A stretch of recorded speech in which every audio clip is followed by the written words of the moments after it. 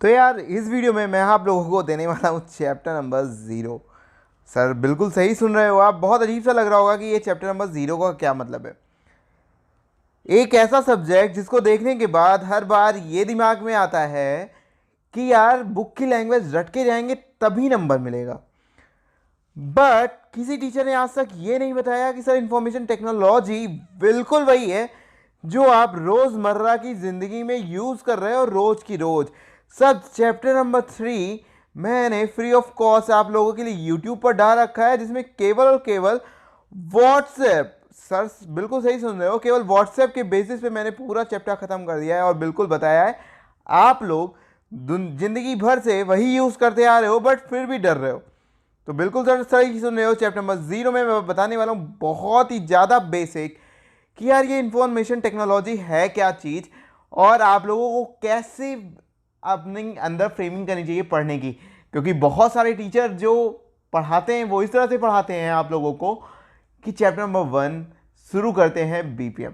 तो यार देखो बात ऐसी है कि बीपीएम को आपको छोड़ना है और सबसे पहले समझना है कि ये सब्जेक्ट है क्या चीज़। सर अगर आपने ये वीडियो फुल लास्ट तक देखी, मेरी गारंटी है आप लोगों को इस सब्जेक्ट से बहुत ज़्यादा प्यार होने वाला है। तो भाई देखो बात ऐसी है, अगर आप लोग ये समझ रहे हो कि इंफॉर्मेशन टेक्नोलॉजी एक वर्ड है तो सर बिल्कुल गलत समझ रहे हो आप। ये दो अलग अलग वर्ड है, एक का मत एक है इंफॉर्मेशन, दूसरी है टेक्नोलॉजी। टेक्नोलॉजी सर मैं आपको बताता हूँ।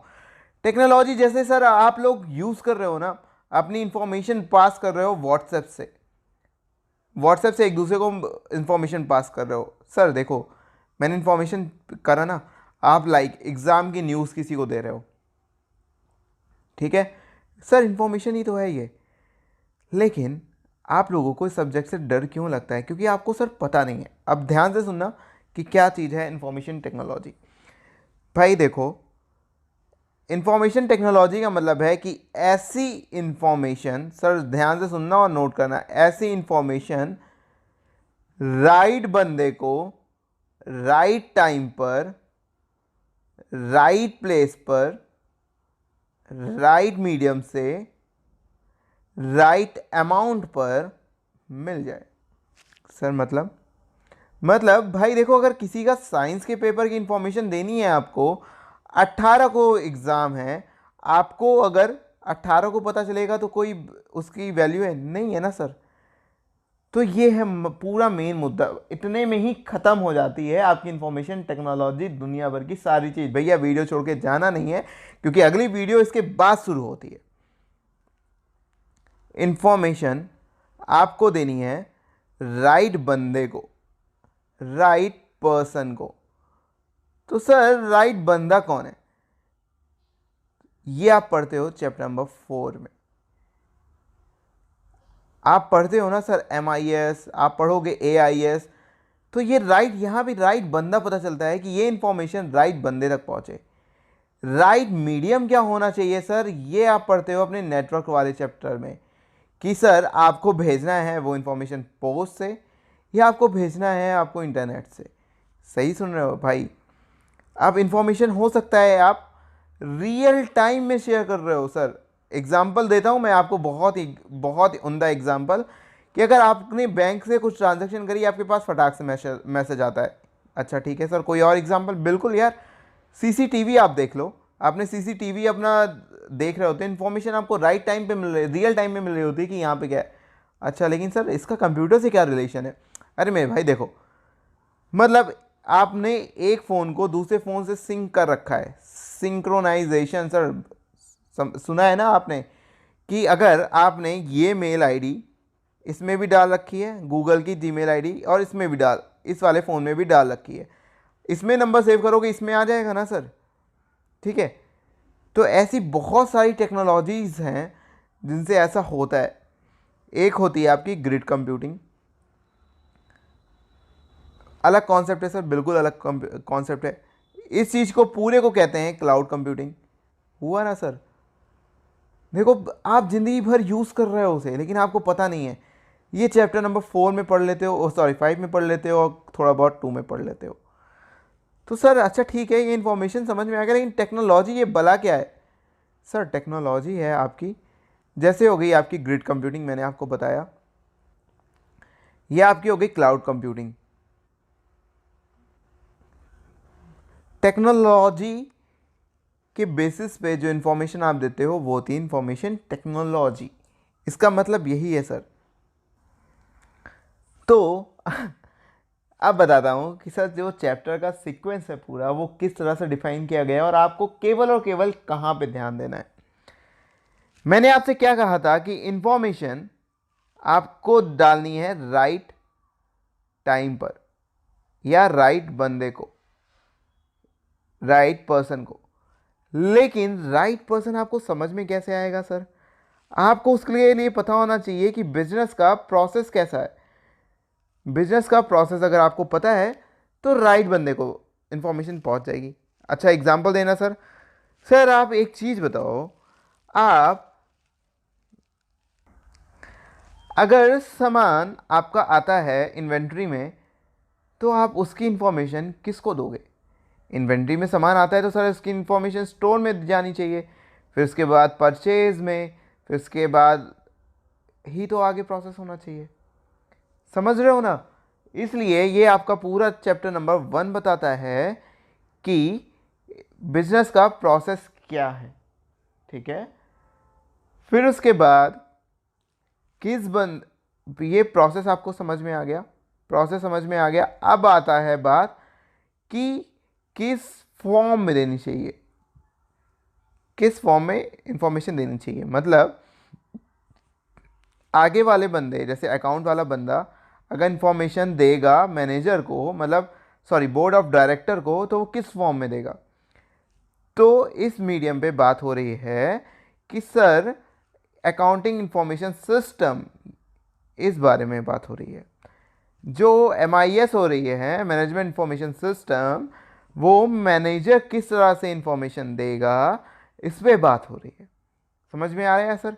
ये है चैप्टर नंबर 4। अब यार इंटरनेट का ज़माना है सर, है ना? अगर इंटरनेट का ज़माना है और आप लोगों को पता नहीं है कि इंटरनेट की टेक्नोलॉजी कैसे काम करती है, क्या होती है, तो दिक्कत की बात है।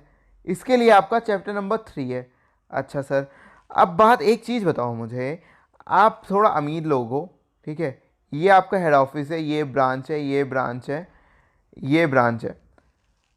अब आप क्या चाहोगे कि इसकी इसकी और इसकी इंफॉर्मेशन आपको यहाँ पे मिलती रहे, तो आपको कुछ ऐसा चीज़ करना पड़ेगा कि रियल टाइम में इन सब की इंफॉर्मेशन आपको मिलती रहे।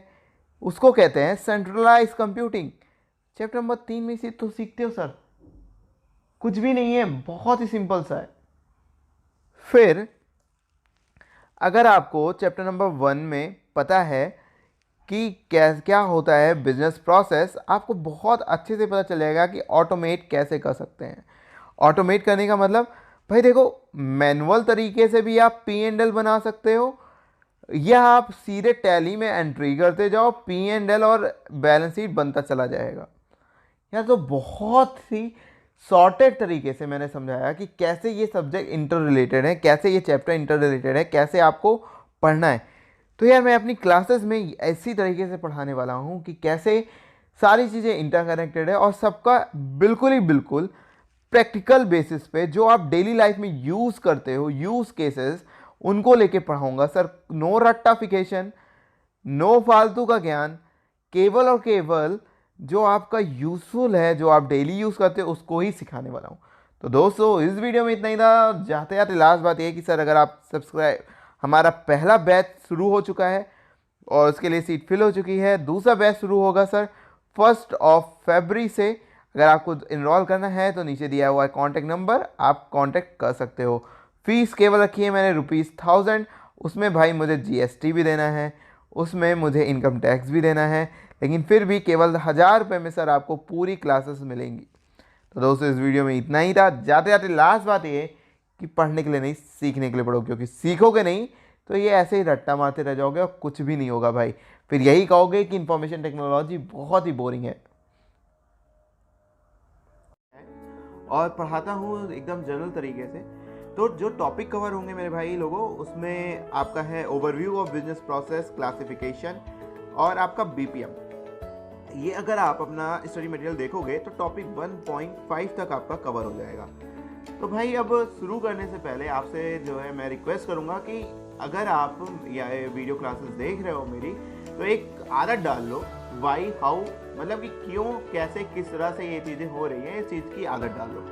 तो भाई अब चलो शुरू शुरू करते हैं कि क्या है ये हमारा, क्या चीज़ें हैं और क्या चीज़ें हम पढ़ने वाले हैं। तो भाई इसमें ना सबसे पहले आपका टॉपिक आता है कि भाई ये बताओ कि प्रोसेस होता क्या है। इतना नाम सुन लिया, ये प्रोसेस किस चिड़िया का नाम है? तो भाई आपने सुना ना किसी एक बहुत ही अच्छे लीडर की स्पीच की, आलू डालो सोना निकलेगा। तो आलू से सोना बनने का जो प्रक्रिया है, मतलब किस तरह से आलू डालेंगे सोना निकलेगा, तो उसको कहते हैं प्रोसेस। अरे यार चलो जोक्स अपार्ट, शुरू करते हैं कि क्या है प्रोसेस। यार आप स्टडी कर रहे होते हो ना, स्टडी क्यों कर रहे होते हो? पास होने के लिए। मतलब आप एक डिफाइंड एक्टिविटी कर रहे होते हो अपने एक रिजल्ट को, अपने एक ऑब्जेक्टिव को पाने के लिए, तो वही हो जाता है या प्रोसेस। मतलब प्रोसेस क्या है भाई? प्रोसेस है सेट ऑफ एक्टिविटीज जो आप डिजायर रिजल्ट को पा सको। लेकिन अब बात क्या है यार, ये प्रोसेस तो चलो ठीक है समझ में आ गया, लेकिन बिजनेस में कैसे अप्लाई करते हैं? तो यार देखो, अब बिजनेस सबसे पहले मैंने क्या कहा था आपसे, क्वेश्चन पूछो हम करेंगे क्यों। जो करेंगे क्यों वाला है वो है आपका ऑब्जेक्टिव वाई। और हमारा बिजनेस का ऑब्जेक्टिव है सर्वाइव, प्रॉफिट, ग्रोथ करना एक्सेट्रा, जो कि मेरे भाई आप लोग पढ़ोगे चैप्टर नंबर 1 एसएम में। आ जाना रात के 8 बजे आज ही लाइव, और आपको जो है ये भी चीजें मिल जाएंगी। तो मतलब सेट ऑफ एक्टिविटीज जो बिजनेस से रिलेटेड हो, उनको करोगे तो आपको होगा बिजनेस प्रोसेस। अब चलो एक एग्जांपल लेते हैं आपका रियल लाइफ। क्या एग्जांपल भाई? एग्जांपल ये कि भाई जो रोजमर्रा की जिंदगी में आप करते हो ना, कोचिंग मतलब सुबह उठो कोचिंग, आओ कोचिंग, सब जगह मतलब कोचिंग। तो आप समझते हैं कि बिजनेस मॉडल क्या है उनका? उनका मॉडल है कि भाई क्लास दोगे प्रॉफिट मिलेगा, ठीक है। तो अब इसको करने के लिए इनको एक्टिविटीज़ क्या क्या परफॉर्म करनी पड़ेगी? भाई मार्केटिंग करनी पड़ेगी। देखते हो ना परिचय लक्ष्मी नगर की गलियों में खड़े होकर बांट रहे होते हैं कि इनकी ले लो, इनकी ले लो, इनकी ले लो। टीचर हायर करना पड़ेगा। अब टीचर क्या देगा? सर्विसेज देगा। तो ये सारी हो गई भाई सेट ऑफ एक्टिविटीज़। मतलब सेट ऑफ एक्टिविटीज़ को आपने पूरा कर लिया और आपको हो गया बिजनेस प्रोसेस। अब बात करते हैं कि भाई प्रोसेस, चलो ठीक है समझ में आ गया। ये बताओ प्रोसेस ना होता कितने तरह का है? तो हमारा जो आईसीआई है, मतलब जो है वो कहता है कि भाई प्रोसेस ना 2 तरीके का होता है। एक होता है ऑर्गेनाइजेशन, एक होता है ऑपरेशनल। मतलब हम एग्जांपल ले रखे थे कोचिंग का, ठीक है। अब सबसे पहले आप जाओ, आप क्या सोच रहे होते हो कि आप कोचिंग में जाओगे तो किस तरह का होगा? उसका कोई नाम होगा, एक बड़ी सी बिल्डिंग होगी, कुछ सिलेबस खत्म करने की स्ट्रेटजी होगी जो दूसरा नहीं फॉलो कर रहा होगा, ठीक है। प्रोजेक्टर से पढ़ा रहा होगा, या कोई जो है पढ़ा रहा होगा कॉपी पेन से या बोर्ड से या किसी तरीके से, ठीक है। मतलब काम किस तरह से कर रहा है, कुछ करके कैसे पैसा कमा रहा है, काम किस तरह से कर रहा है, वो हो गया आपका ऑपरेशन। मतलब आप किस तरह से काम कर रहे हो, किसके लिए काम कर रहे हो, ऑर्गेनाइजेशन के लिए काम कर रहे हो, वो हो गया आपका ऑर्गेनाइजेशन प्रोसेस। अब भाई देखो बात ऐसी है, जो आपका पेपर नंबर 7 है वो इंफॉर्मेशन टेक्नोलॉजी और स्ट्रेटेजिक मैनेजमेंट है, और दोनों जो है साथ ही साथ चल रहे होते हैं। अब इस वीडियो के खत्म होने तक आपको मैं आईटी को एसएम के साथ मर्ज करके और सिंपल लैंग्वेज में पढ़ाने की कोशिश कर रहा हूँ, ठीक है। तो इतना ये सारा खत्म हो गया। अब भाई बहुत सारी जो है प्रोसेस फ्लो है, अकाउंटिंग कैसे करते हैं, परचेज कैसे करते हैं, सेल कैसे करते हैं, तो ये मैं छोड़ रहा हूँ आप लोगों के ऊपर कि आपको पढ़ना है कि कैसे ये होता है। मैं बात करने वाला हूं अब एक बहुत ही बड़े टॉपिक, बिजनेस प्रोसेस मैनेजमेंट। ध्यान से समझना भाई, क्योंकि इसमें से पेपर इस टॉपिक में से पेपर में क्वेश्चन आता ही आता है। बहुत ही इजी सा टॉपिक है, रोजमर्रा जिंदगी में आप कर रहे होते हो, मैं उसी तरीके से बताऊंगा आपको। Business process management. भाई देखो यार, मैनेजर तो ना आप बचपन से हो। बचपन से कैसे हो सर? कैसी बातें कर रहे हो? मैनेजर हो रहे होते तो हम जो है आईपीसीसी में जो है क्या करते? अरे भाई मेरी बात सुनो तो। अब देखो क्या क्या मैनेज किया आपने, girlfriend, boyfriend, party, studies, failure, अपने पेरेंट को झूठ बोलना, ये सारी चीज़ें मैंने, अरे चलो जोक्स अपार्ट, अब जो है बात करते हैं कि कैसे। अब जब मैंने कहा कि भाई एक चीज़ की आदत डालो कि कैसे क्यों, तो अब जो सुनने वाले हो आप लोग वो ध्यान से सुनना। आपको यार मैनेजर वाली बात सुन के कुछ याद आया? मतलब सर क्या कहना चाहते हो? या क्लास 12th में आपने बिजनेस स्टडीज पढ़ी होगी ना, प्लानिंग, ऑर्गेनाइजिंग, स्टाफिंग और फलाना ढिमकाना। भाई मैनेजमेंट उसी को कहते हैं। अब सर हम तो साइंस साइड वाले हैं, हम कैसे करें? अरे मेरे भाई सबके लिए है मेरे पास कुछ ना कुछ। तो अब सुनो कि कैसे क्या चीज़ें होने वाली हैं, ठीक है। अब इसमें जो है आपकी फुल अटेंशन चाहूँगा, जो भी काम कर रहे हो छोड़ दो, और अगर आपको समझ में आ रहा है तो चैट बॉक्स में बताते जाओ कि सर कैसी लग रही है आपको वीडियोस अभी तक। तो चलो देखते हैं कि क्या है, कैसे करना है। तो यार इन्होंने क्या कहा, हम सबसे पहले आप एक बिजनेस प्रोसेस को बनाने से पहले आपको सबसे पहले जो एक स्टेप उठाना है वो उठाना है हायरार्की का। सबसे पहले स्टेप बनाना है हायरार्की का, मतलब कि भाई हम क्या करेंगे, हम काम पूरा कर लेंगे लेकिन कौन मैनेज करेगा, किस तरह से मैनेज करेगा, तो ये आपको सबसे पहले डिसाइड करना है, सबसे पहले ही नंबर, ठीक है। फिर उसके बाद डिसाइड कर लिया, फिर आपको क्या करना है, काम को डिवाइड करना है, दूसरा नंबर। काम को डिवाइड कर दिया, लेकिन यार एक चीज़ बताओ, काम डिवाइड किया, थोड़ा थोड़ा काम पूरा होगा तो वो कमिटमेंट किस तरह से होगी, आप जो है किस तरह से करेक्ट करोगे, हायरार्की कैसे होगी, वो आपका डिसाइड करेगा। टॉप टॉप डाउन होगी या बॉटम अप होगी, मतलब आप ऊपर से जो है नीचे का फ्लो चाहते हो मैनेजमेंट का, या नीचे से ऊपर का चाहते हो। अब इसका मतलब क्या हुआ सर, कि मतलब आप यहाँ पे होता है आपका स्ट्रेटजिक लेवल, एक होता है बिजनेस लेवल, और एक होता है आपका फंक्शनल लेवल। तो मतलब फंक्शनल लेवल से ऊपर की तरफ स्ट्रेटजिक लेवल की तरफ चाहते हो अप्रोच, या चाहते हो स्ट्रेटजिक लेवल से नीचे की तरफ, ठीक है। अब फिर क्या करते हैं, अब इतना काम हो गया तो भाई प्रोसेस स्टार्ट कर देते हैं। तो यार एक मैं नॉर्मल कोर्स ऑफ बिजनेस का एग्जांपल ले रहा हूँ कि कैसे होता है नॉर्मल कोर्स ऑफ बिजनेस में, कि भाई हमने क्या करा, कैसे शुरू होता है कि यार सप्लायर ऑर्गेनाइजेशन में कुछ सामान भेजेगा, प्रोसेस होगा और आउटपुट निकल आएगा, इतना ही सा तो काम होता है यार। तो यार एक बहुत अच्छी बात है कि यार सप्लाई से ना कोलैबोरेट करो, मतलब बना के रखो ताकि हमको क्या मिले, क्वालिटी अच्छी मिले, प्लस इन्वेंट्री टाइम पर मिले, ठीक है। अब प्रोसेस कौन करेगा और कैसे करेगा, भाई एम्प्लॉयज़ करेंगे, ऑब्वियस सी बात है, कोई टेक्नोलॉजी का यूज़ करके करेंगे। आउटपुट मेरे भाई, क्या आउटपुट आपको 100% मिलेगा? आउटपुट मतलब कि आपका 100% जो आपने डाला है रॉ मटेरियल, क्या 100% मिलेगा? एरर तो होगी ना, उसको भाई करेक्ट करना है। अब एम्प्लॉयज़ से आपको जब काम कराना है तो एम्प्लॉय को क्या चाहिए होगा, मोटिवेशन। भाई एम्प्लॉय मतलब कोई आपके लिए क्यों काम करेगा, उसको मतलब उसका भी कुछ फायदा होना चाहिए ना मेरे भाई, तो इसलिए काम करेगा वो। अब सुनना, मैंने बहुत ही चालाकी से आपको खत्म करा दिया बीपीएम की प्रैक्टिस कैसे होती है, हायरार्की को मैनेज कैसे होगी, इसको कहते हैं process oriented organizational structure. Work divide कैसे होगा, इसको कहते हैं अपॉइंट प्रोसेस ओनर। हायरार्की किस तरह की होगी, ये हो गया आपका टॉप डाउन कमिटमेंट या बॉटम अप एग्जीक्यूशन। सप्लायर के साथ कोलैबोरेट, मतलब बिजनेस पार्टनर के साथ आपको कोलैबोरेट करना है। फिर एम्प्लॉयज को align reward, employee reward to process performance, ठीक है। अब गलतियां करेक्ट करोगे तो continuous learning and process improvement. भाई इतना ही सा तो था आपका बीपीएम प्रैक्टिस। अब आपने कहा सर मैंने कहा बोलो बोलो, भाई आपने बीपीएम प्रिंसिपल तो पढ़ाया ही नहीं। अरे मेरे भाई बीपीएम प्रिंसिपल कुछ भी नहीं है। देखो बीपीएम प्रिंसिपल क्या है, जो प्रैक्टिस आपको मैंने इतनी देर बताई ना, उस प्रैक्टिस की समरी है यार। मतलब कि भाई ऑब्जेक्टिव क्या है बिजनेस का, कैसे कंप्लीट होगा, कि भाई जो यूज़र है आपका वो सेटिस्फाई हो, मतलब खिलखिलाता रहे भाई, मतलब जो चाहता हो वो उतना तो भाई आपके कॉम्पिटिटर भी दे रहे हैं। अगर आप उससे ज़्यादा दे रहे हो तो यूज़र सेटिस्फाई है और आपके पास बार बार आएगा। तो भाई हमको क्या करना है, हमें प्रोसेस इस तरह का बनाना है कि भाई कस्टमर पूरा सेटिस्फाई हो। अब कस्टमर कैसे सेटिस्फाई होगा, प्रोसेस कैसे अच्छा चलेगा, तो उसको मैनेजमेंट करना होगा। कैसे मैनेज करना होगा, अब इतनी देर से हमने बात वही करी, किस तरह से मैनेज करना होगा करेंगे। पहले जो है इस जो मैं बता रहा हूँ उसका यूज़ है, और उसका यूज़ अभी आपको दिखेगा। तो यार देखो कैसे शुरू होता है बीपीएम का इम्प्लीमेंटेशन, मतलब बिजनेस प्रोसेस मैनेजमेंट का प्रोसेस कहाँ से शुरू होता है, कैसे शुरू होता है। देखो भाई मैनेजमेंट को हो रही होती है दिक्कतें बहुत सारी।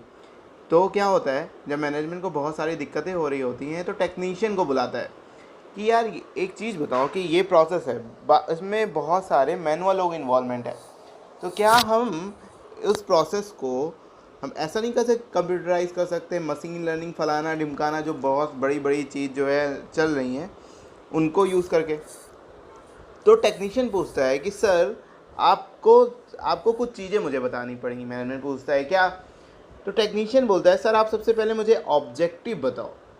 ऑब्जेक्टिव क्या है सर? आपका जो है प्रोसेस को इम्प्रूव कराना है, ऑटोमेट कराना है, ऑप्टिमाइज कराना है, या री इंजीनियर कराना है।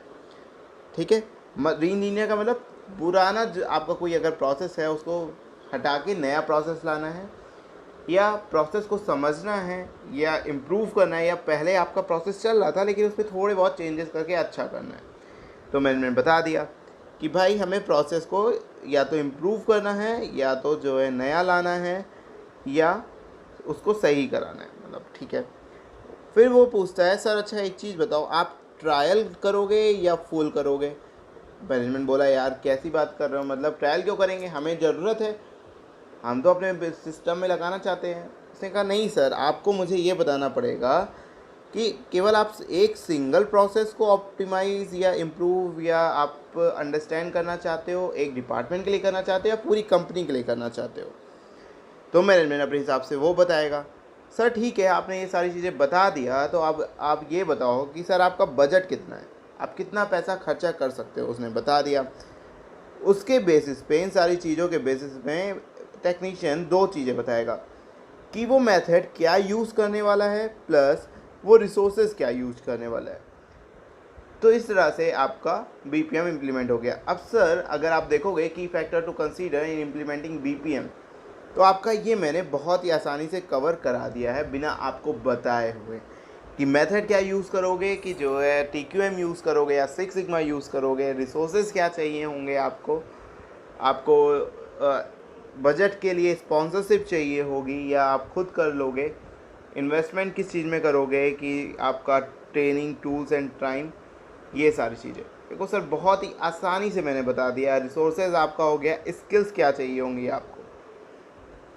ठीक है सर, अब ये बताओ हम इतनी सारी चीज़ें सर महेश जी, अब आप ये बताओ हम इतनी सारी चीज़ें हम पढ़ रहे हैं, ये बताओ इसका फ़ायदा क्या है? कस्टमर ने मतलब मैंने पढ़ ली ये चीज़, तो मेरा फ़ायदा क्या है? सर अब रुको थमो, मतलब अभी मैं आपको क्लियरली बताऊंगा कि जो आप एज अ सीए आप लोगों को कहा जाता है ना कि आईटी आप लोगों को फ़र्जी है, आप लोगों के लिए फ़र्जी है। सर अभी आगे मैं आपको बताऊंगा जो लोग कहते हैं बेवकूफ़ बना रहे हैं होते हैं, आपको अपाहिज बना रहे होते हैं। अभी बस सुनते जाना जो भाई आपका कह रहा है और समझना कि क्या हो रहा है। सर बीबीए का ऑब्जेक्टिव समझने से पहले आप समझो कि बिजनेस का ऑब्जेक्टिव क्या है। सर बिजनेस का ऑब्जेक्टिव क्या होता है कि कंपटीशन में आगे रहो, कॉस्ट को बचाओ और कस्टमर को राजा बनाओ। तो बीपीए क्या करता है? Business process automation. तो मतलब जो आपका बिजनेस के प्रोसेस होते हैं उनको ऑटोमेट केवल करता है। क्या करता है? ऑटोमेट। मतलब पहले मैनुअल इन्वॉल्वमेंट थी, अब उसमें कुछ कंप्यूटर वाला तिकड़म कुछ हो जाएगा और काम हो जाएगा। तो सर इसमें बेनिफिट बीपीए का क्या हुआ? भाई वही तो हुआ बेनिफिट कि भाई अगर आपका काम तेज़ी से हो रहा होगा तो आपकी कॉस्ट बचेगी, आपके कस्टमर ज़्यादा सेटिस्फाइड होंगे, कॉस्ट ज़्यादा बचेगी, तो आप जो है कस्टमर को कम दाम में सामान बेच पाओगे, अच्छी सर्विस दे पाओगे। अगर ऐसा हो जाएगा तो आप कंपटीशन ज़्यादा ले पाओगे। क्या बात सर, इतनी सी चीज़ जो है हम तो रट्टा मार के जाते थे। सर मैं तो आपसे कह ही रहा था रटने की कोई ज़रूरत नहीं है, आपका भाई सारी चीज़ें समझाएगा। अब नेक्स्ट टॉपिक जो है हमारा वो है वैल्यू चेन ऑटोमेशन। सर आप वैल्यू चेन ऑटोमेशन अभी छोड़ दो चैप्टर नंबर 5 के लिए, उसमें कवर हो जाएगा। और उसका रीज़न ये है कि कोई भी रिलेशन नहीं है इस टॉपिक का अगले किसी टॉपिक से। तो अभी आप आगे बढ़ो अकाउंटिंग सिस्टम ऑटोमेशन पर। बस पहले तो बात ये समझो कि अकाउंटिंग सिस्टम ऑटोमेशन ये है आपका चैप्टर 4 से रिलेटेड टॉपिक, लेकिन आईसीआई ने इसमें डाल दिया है तो आपका भाई आपको इसमें कवर कराएगा। ठीक है, अब जो है अकाउंटिंग सिस्टम ऑटोमेशन, सर नाम से क्या समझ में आ रहा है? अपन का क्या फंडा है कि नाम में ही सब कुछ रखा है। अब नाम से क्या समझ में आ रहा है कि सर ऑटोमेट करना है हमें अकाउंट्स को। ठीक है, हाँ ठीक है सर समझ गए, अकाउंट को ऑटोमेट करना है। अरे यार सर समझ, अब थोड़ा सा दिक्कत आ गई। अच्छा सर चलो ठीक है, मैं एक आपको एग्जांपल देता हूँ। आपने टैली यूज़ करी है? मैं सपोज कर रहा हूँ कि आपने आईटी ट्रेनिंग कंप्लीट कर ली है और आपको टैली आती है। सर तो सर उसमें क्या होता है टैली में कि आप जो है जनरल एंट्री करो और उसके साथ साथ आपका ट्रेडिंग बन जाता है, आपका उसके बाद पीएल बन जाता है, आपका बैलेंस शीट बन जाता है। ठीक है, आपका जो ये सारी चीज़ें बन जाती हैं खुद से। तो अब पहले क्या होता था बॉस? पहले ये होता था, एक जो है आपका बनिया भाई आते थे, पूरा बही खाता उठाते थे और जो है पूरे ये सारी चीज़ें ट्रेडिंग पीएल अकाउंट ये सारी चीज़ें बना के बैठ रहे होते थे। अब क्या होता है कि आपका प्रोसेस देखो यार ऑटोमेट हो गया, सारी चीज़ें केवल जनरल एंट्री के बाद आपको बनानी नहीं पड़ी। ठीक है सर, तो फिर ये बताओ कि मतलब अकाउंटिंग सिस्टम ऑटोमेशन क्या केवल यही काम करता है? तो टैली भी तो यही काम करता है, तो हम जो है टैली को ही नाम देते हैं अकाउंटिंग सिस्टम ऑटोमेशन? नहीं भाई, देखो बात ऐसी है कि अकाउंटिंग ना एक अलग चीज़ है, बिजनेस अलग चीज़ है। जो आप पढ़ रहे हो वो फाइनेंशियल ट्रांजैक्शंस को रिकॉर्ड करने की बात पढ़ रहे हो, लेकिन अब बात कर रहे हैं हम अकाउंटिंग सिस्टम को ऑटोमेट करने की। तो उसका फंक्शन क्या होता है? हाँ, अब बात सुनो सर, आपने सुना है ना कि जब आप भी किसी डिपार्टमेंट में जाते हो तो पहले नंबर से अप्रूवल करानी होती है, फिर दूसरे नंबर से अप्रूवल करानी होती है, फिर तीसरे नंबर से अप्रूवल करानी होती है। मतलब कि अब पहले आपको सपोज़ अगर आप ऑडिट पे गए हो, आप ऑडिट पे गए, ठीक है, आपने खुद से पैसा खर्चा किया, रिम्बर्समेंट करने के लिए अप्रूव किया। अगर आपकी मीडियोकर फर्म है, मैं मान के चल रहा हूँ, तो पहले आपका एचआर करता है, फिर आपका बॉस अप्रूव करता है, दो लोग अप्रूव करते हैं ना। तो अब इसको रिकॉर्ड कौन करेगा? ये तो मैनुअल हो गया। तो अकाउंटिंग इंफॉर्मेशन सिस्टम इन सारी चीज़ों को भी रिकॉर्ड करता है। मतलब ड्यूटी जो आपने सेग्रीगेट कर रखी है ना, ड्यूटी सेग्रीगेशन, आपने ऑडिट में पढ़ा होगा इंटरनल कंट्रोल में कि सेग्रीगेट करना पड़ता है आपको ड्यूटी। नहीं पढ़ा है तो आपको भाई पढ़ाएगा आपका, लेकिन अभी आप समझ लो। जो ड्यूटी सेग्रीगेटेड होती है उसको भी रिकॉर्ड करता है, प्लस आपका डेटा कलेक्ट करता है, स्टोर करता है और रिकॉर्ड करता है ट्रांजेक्शन्स को। ठीक है सर, समझ में आ गया? हाँ भाई, अब जो मैं बात करने वाला हूँ वो बात करने ये वाला हूँ कि सर इम्पॉर्टेंट है आपके लिए, इम्पॉर्टेंट है आईटी आपके लिए, और जो है बहुत ही ज़्यादा इम्पॉर्टेंट है। जो आप पढ़ रहे हो आपके काम में आने वाला है। जो आपको बोलते हैं कि कोई यूज़ नहीं है, आपको दरअसल अपाहिज बना रहे होते हैं मेरे बॉस, सच में अपाहिज बना रहे होते हैं। तो ये जो टॉपिक है अप्रोचेस टू मैपिंग सिस्टम, ये मैं आपको केवल मोटा मोटा समझाऊंगा कि क्या होता है उसके अंदर। जो है ER diagram, data flow diagram, flow chart, ये सारी चीज़ें यार थोड़ा सा आपको खुद से पढ़ना पड़ेगा, ठीक है? क्योंकि इसमें थ्योरेटिकल नहीं है, मैं थ्योरेटिकल चीज़ें कवर कर रहा हूँ, तो ये नहीं कवर होगा। तो सर आप एक चीज़ बताओ, आप पढ़ाई किस चीज़ की कर रहे हो? आप सीए की पढ़ाई कर रहे हो या प्रोग्रामिंग की कर रहे हो? सर इसका मतलब क्या हुआ? बे भाई आंसर दो आप, आपको खुद समझ में आ जाएगा। सर सीए की पढ़ाई कर रहे हैं, ठीक है। तो अब आप ये बताओ, जो आपका टेक्नीशियन आपने पढ़ा ना बीपीए में, टेक्नीशियन जो है बिजनेस वालों से जो है लेता है रिक्वायरमेंट और जो है कुछ बना के देता है कोडिंग फोडिंग करके। तो आप जब ऑडिट करने जाओगे तो आपको समझ में आएगी कुछ कि कैसे काम हो रहा है कैसे नहीं हो रहा है? नहीं सर, कैसे समझ में आएगी हमें? तो अब उसके लिए ही हमको क्या करना होता है, अप्रोचेस टू मैपिंग सिस्टम काम में आता है कि जो है भाई कैसे हम मैप करेंगे, कैसे चीज़ों को हम समझेंगे, कैसे चीज़ों को रिलेट करेंगे। अच्छा सर, ठीक है। तो अब क्या होता है कि पहले अब जैसे आपको ना ऑडिट डॉक्यूमेंटेशन मेंटेन करना होता है ऐसे 230 के अंदर, तो वैसे ही टेक्नीशियन को भी जितना उसने काम किया है, मतलब ब्लूप्रिंट बना के मैनेजमेंट को सबमिट करता है, ठीक है। अब वो ब्लूप्रिंट आपको समझाया जाता है सर, आपको समझाया जाएगा उस पेपर से कि देखो भाई ऐसे ऐसे मेरा सिस्टम काम कर रहा है, डेटा यहाँ से आ रहा है, उठ के वहाँ पे जा रहा है, प्रोसेस होके यहाँ पे है, स्टोर यहाँ पे हो रहा है, और एक्सेस इस बंदे के पास है। तो ये सारी चीज़ें आपको समझाएगा, ठीक है। अभी भी मानते हो फर्जी है? नहीं मानोगे सर, क्योंकि अब आप ऑडिटर हो। अब मान लो भाई ऑडिटर हो, ठीक है। अब मान लो आप अपने आप को ऑडिटर हो सर, ठीक है। तो सर अब आप जब तक प्रोसेस को समझोगे, प्रोसेस कैसे समझोगे, एआईएस में सर प्रोसेस एआईएस पढ़ के आए ना कि उसमें प्रोसेस होते हैं, ये यहाँ से इंफॉर्मेशन जाती है, कलेक्ट होती है, स्टोर होती है। अब सर ऑडिट करने की बारी आ गई सर आपकी। जब ऑडिट करोगे कैसे करोगे भाई? ऑडिट तो तभी करोगे ना जब आपको प्रोसेस पिछले पते होंगे। पता कैसे चलेंगे प्रोसेस पिछले? जब आप पेपर पढ़ोगे। ठीक है सर, समझ में आ गया, मतलब पेपर वर्क बहुत ज़रूरी है ऑडिटर के लिए, अकाउंटेंट के लिए।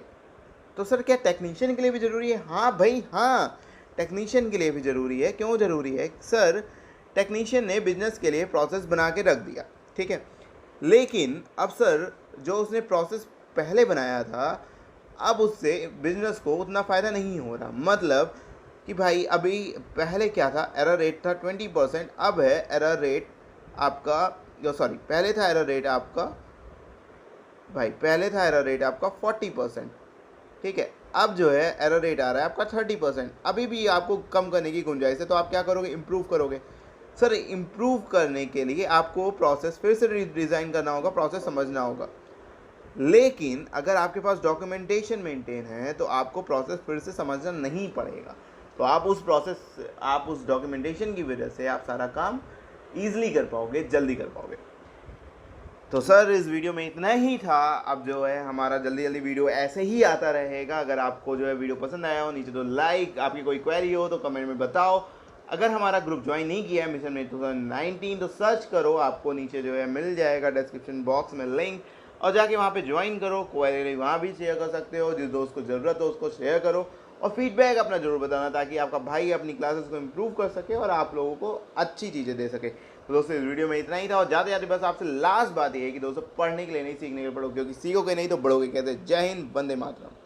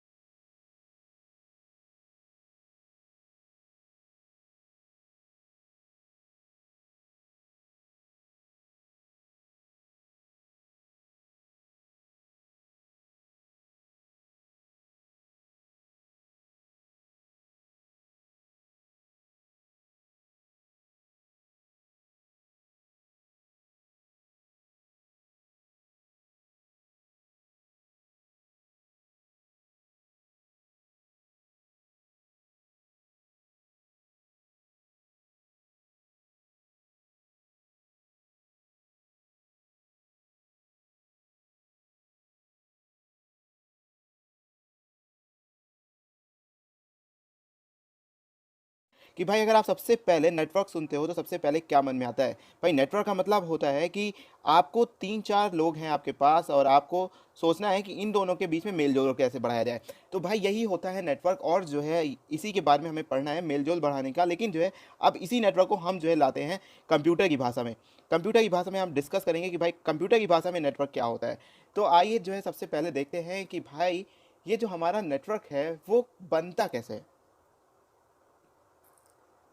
ये बिल्कुल वैसे ही बनता है जैसे कि आप सपोज़ आपने उठाया है व्हाट्सएप, और व्हाट्सएप से आप जो है दो लोगों आप चैट कर रहे हो, ठीक है, ये भी आपका एक तरह से नेटवर्क मॉडल है। और कैसे बनता है ये आप ना खुद बताओगे। मैं आपको केवल और केवल पहले जो है टेक्निकल टर्म्स जो इसमें यूज़ होते हैं मैं वो आपको बता रहा हूँ, उसके बाद जो है आप लोग खुद जान जाओगे, समझ जाओगे, मैं बिल्कुल वैसे ही समझाऊंगा, ठीक है। तो भाई पहले देखते हैं कि जो है क्या है हिसाब किताब। आप जो है व्हाट्सएप चलाते हो, ठीक है। अब आप देख रहे होते हो कि चैट जो है अब आती है आपकी इनक्रिप्टेड, आती है ना, ठीक। आप एक मैसेज भेजते हो, सपोज सुरेश को भेज रहे हो, आप हो सुरेश, भेज रहे हो आप किसी रमेश को, इनको जो है मैसेज भेज रहे हो, ठीक है। किसके थ्रू भेज रहे होते हो आप? उसके लिए क्या चाहिए होता है आपको? नेट कनेक्शन चाहिए होता है। सुरेश के पास क्या चाहिए होगा? पहले, सबसे पहले आपको क्या चाहिए होगा? आपको सबसे पहले सुरेश के पास भी चाहिए होगा एक मोबाइल, ठीक है। रमेश के पास भी चाहिए होगा एक मोबाइल। उस मोबाइल में चाहिए होगा सबसे पहले व्हाट्सएप की एप्लीकेशन, और इसमें भी चाहिए होगी व्हाट्सएप की एप्लीकेशन, चाहिए होगा ना। व्हाट्सएप की एप्लीकेशन होने के बाद इसमें भी चाहिए होगा इंटरनेट, इसमें भी चाहिए होगा इंटरनेट। फिर जब आप मैसेज भेजोगे तब ये जो है इसके पास, और फिर इसके पास जो है पहुंच जाएगा। अब जो है कंप्यूटर क्या कहता है, कंप्यूटर की लैंग्वेज में क्या कहते हैं भाई, ये जो है आपका बिल्कुल सिंपल सा जो ये चीज़ है मोबाइल, ये आपका होता है टर्मिनल, ये होता है आपका टर्मिनल, ठीक है। ये जो नेटवर्क है जिसके थ्रू आप जो है ट्रांसमिशन कर रहे हो, इसको कहते हैं टेलीकम्युनिकेशन मीडिया, मीडिया या चैनल, ठीक। अब आपको व्हाट्सएप चाहिए होता है ना, इसके अंदर ये व्हाट्सएप चाहिए होता है। ये क्या होता है आपका? Telecommunication control software. भाई अगर जो है व्हाट्सएप नहीं होगा आपके मोबाइल में तो आपके पास मैसेज आएंगे? नहीं आएंगे। तो इसके लिए चाहिए होता है टेलीकम्युनिकेशन कंट्रोल सॉफ्टवेयर। अब जो है ये व्हाट्सएप आपके मोबाइल पे इंफॉर्मेशन प्रोसेस करेगा, मतलब आपके ऊपर डिस्प्ले होगी ना, व्हाट्सएप से व्हाट्सएप क्या करेगा? डिस्प्ले करेगा आपके मोबाइल पर, उसके लिए प्रोसेसिंग होगी।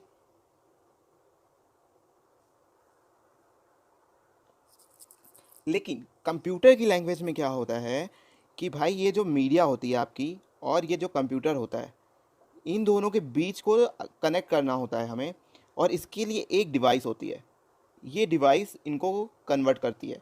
इसी डिवाइस को कहते हैं हम टेलीकम्युनिकेशन प्रोसेसर। ये होता है उसके लैंग्वेज में, कंप्यूटर के लैंग्वेज में, ठीक है। मैंने एकदम सरल शब्दों में आपको बता दिया कि भाई कैसे बनता है। चलो आपको फिर से, आपको अगर आपको नहीं समझ में आया, मैं आपको एक और एग्जांपल देता हूँ। अब चलो आपको जाना है, ये ना बिल्कुल सिंपल शब्दों वाला है एग्जांपल। आपको दिल्ली से जाना है, सपोज सूरत या कहीं भी जाना है। आप गए दिल्ली एयरपोर्ट, ठीक। एयरपोर्ट गए, एयरपोर्ट पे कौन से टर्मिनल पे जाओगे? टर्मिनल 1 या 3? तो गए 3, यहाँ भी होगा कुछ ऐसा ही। टर्मिनल 3 पे आप गए, वहाँ पे कुछ प्रोसेसिंग होती है। प्रोसेसिंग इन द सेंस कि भाई सिक्योरिटी चेकिंग और वगैरह वगैरह, सिक्योरिटी चेकिंग होती है। आपको दिल्ली से सूरत जाना है, आपने पहले से डिसाइड कर लिया किससे जाओगे? आप बाई एयर से जाओगे, ठीक। अब इस एयर को चला कौन रहा होगा? पायलट चला रहा होगा। अब भाई बिल्कुल सिंपल सा समझना, आपको जाना कहाँ से? दिल्ली से सूरत, दिल्ली से सूरत जाना है। ये होता है सोर्स, ये हो गया डेस्टिनेशन। या सूरत से दिल्ली आना है तो ये हो गया सोर्स, ये हो गया डेस्टिनेशन। सोर्स और डेस्टिनेशन को कहते हैं हम टर्मिनल, ठीक। कंप्यूटर की भाषा में अब आपको समझा रहे हैं। एयरपोर्ट में जो आपकी प्रोसेसिंग हो रही है, चेकिंग हो रही है, कंप्यूटर के भाषा में उसको क्या कहते हैं? Telecommunication processor. आपने पहले से ही, आप दिल्ली से सूरत जा सकते थे, ट्रेन से जा, रेल से जा सकते थे, बस से जा सकते थे, बट आपने पहले ही बाई एयर कर रखा है। मतलब मीडियम आपने पहले ही बना रखा है, क्या? एयर। ये आपका कंप्यूटर की लैंग्वेज में हो गया टेलीकम्युनिकेशन मीडिया, जिसके थ्रू आप कम्युनिकेशन करते हो। और पायलट क्या हो गया? भाई पायलट ही तो कंट्रोल कर रहा है इसको, ठीक है। तो ये क्या हो गया? कंट्रोलर। इसी को कहते हैं टेलीकम्युनिकेशन कंट्रोलर। आई होप आपको पूरा क्लियर हो गया होगा टेलीकम्युनिकेशन नेटवर्क मॉडल कैसे काम करता है और कैसे होता है। मैंने 2 एग्जांपल दिया, दोनों एकदम रियल लाइफ एग्जांपल दिया आपको। इसमें हम बात करेंगे कि टेलीकम्युनिकेशन नेटवर्क भाई होते कितने तरह के हैं। चलो इससे पहले मैं आपको वही सारी चीज़ें बताता हूँ कि जो मैंने एग्जांपल दिया था कि भाई व्हाट्सएप है आपका, आप जो है चैट कहाँ कहाँ कर सकते हो। सिटी के अंदर कर सकते हो, स्टेट के अंदर कर सकते हो, या जो है भाई किसी यूएस या ब्राज़ील या कहीं से कर सकते हो, ठीक है।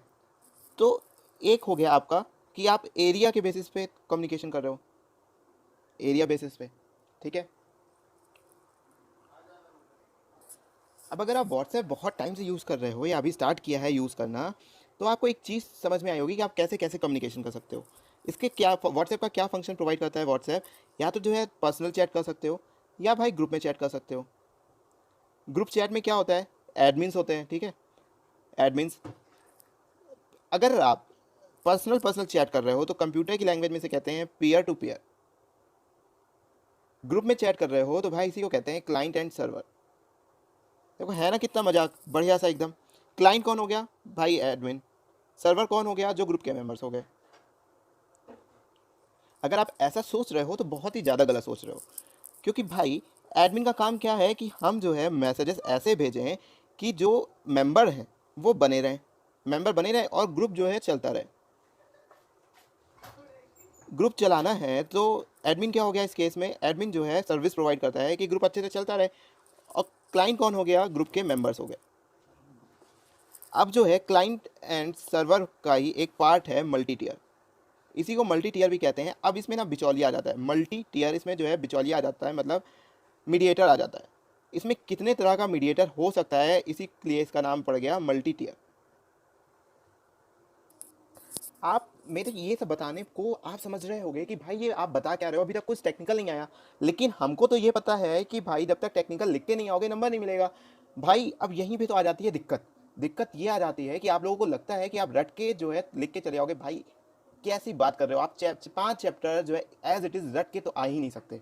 तो भाई यही है हमारा पर्पस कि आपको पहले मतलब पता हो यार। बाकी छोटे छोटे वीडियो हैं 6-6, 7-7 मिनट के, 8-9 मिनट के, ज़्यादा से ज़्यादा आपको जो है भाई आपको लगेगा 2 घंटा, मैक्सिमम 2 घंटा लगेगा इतने बड़े चैप्टर को रिवाइज करने के लिए, जिसमें से लगभग 10 से 12 नंबर का पेपर आता ही आता है। तो यही बस एक मुद्दा है हमारा। आप सोच रहे होगे कि मेरे क्वालिफाइड हूँ या नहीं, इससे कोई फर्क नहीं पड़ता अगर आपको कंटेंट लेकिन बिल्कुल समझ में आएगा, इसकी मेरी गारंटी है। तो चलो अब आपको इतना बोलने के बाद मैं बता दूं कि भाई अब तीसरा जो क्लासिफिकेशन है ना वो आपको पता है। अब जो है क्या है क्लासिफिकेशन, आपने फेसबुक यूज़ करा ही होगा, सब लोग फेसबुक यूज़ करते हो, ठीक है। फेसबुक पे आप क्या करते हो, अपनी फ़ोटोज़ वगैरह डालते हो, फ़ोटोज़ स्टेटस डालते हो। उसमें 3 तरह के होते हैं आपके, 3 प्राइवेसी होती है। एक होती है पब्लिक या फ्रेंड्स, या होती है ओनली मी। एक और कैटेगरी होती है फ्रेंड्स विद फ्रेंड, इसको किनारे रखो। तो भाई जो पब्लिक किस लिए होती है कि आप पब्लिकली दिखा सको, पब्लिक भी देख सके। ओनली फ्रेंड्स करोगे तो कितने कौन कौन देख पाएगा, केवल फ्रेंड्स देख पाएंगे। ओनली मी करोगे तो केवल आप देख सकते हो, ठीक है। अब इसी को कहते हैं, पब्लिक वाले को कहते हैं पब्लिक डेटा नेटवर्क। फ्रेंड वाले को होता है प्राइवेट डेटा नेटवर्क। और ओनली मी जो आपकी प्रोफाइल है वो होता है वर्चुअल। मतलब भाई आप दुनिया से वास्तविक ही नहीं हो, आपको मतलब दुनिया को पता ही नहीं है कि एग्जिस्ट करती है ये फ़ोटो या नहीं। तो ये क्या हो गया वर्चुअल। वर्चुअल क्या होता है, जो असली में एग्जिस्ट ना करता हो, नॉट रियल, वही तो होता है। अगर आपने जो है प्रोफाइल नहीं डाल रखी है, लोग देख नहीं पा रहे हैं, तो उनको कैसे पता होगा कि ये रियल है या नहीं, ठीक है। तो ये थी आपकी क्लासिफिकेशन, और मैंने पूरा एग्जांपल दिया है आपके केवल और केवल फेसबुक और व्हाट्सएप से, जो दिन भर आप लोग एटलीस्ट यूज़ करते होगे। तो भाई यही है 3 तरह की क्लासिफिकेशन नेटवर्क मॉडल की। तो मैंने आपको क्या क्या बता दिया कि जो टेलीकम्युनिकेशन नेटवर्क है, राइटिंग के लिए माफ़ करना, बस केवल बात पे सुनना, कॉन्सेंट्रेट करना वहाँ पे, ठीक है। टेलीकम्युनिकेशन नेटवर्क है वो भाई 3 तरह का क्लासिफाइड है आपके में। एक है आपका एरिया के बेसिस पे, एक है फंक्शनल के बेसिस पे, और एक है ओनरशिप के बेसिस पे। एरिया का और फंक्शन दोनों का एग्जांपल मैंने व्हाट्सएप से दिया था, ओनरशिप का एग्जांपल मैंने दिया था आपका उससे, फेसबुक से। एरिया में जो है होता है वो होता है लैन, मैन और वैन, ठीक है। फंक्शन में जो होता है आपका वो होता है आपका client server, peer to peer और मल्टी टीयर।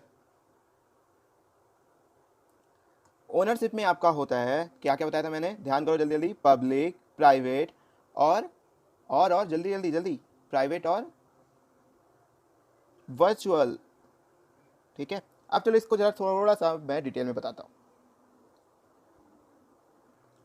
तो भाई एरिया के बेसिस पे सबसे पहले आता है लैन, ठीक है। इनका भाई साहब ये कहते हैं कि भाई हम केवल और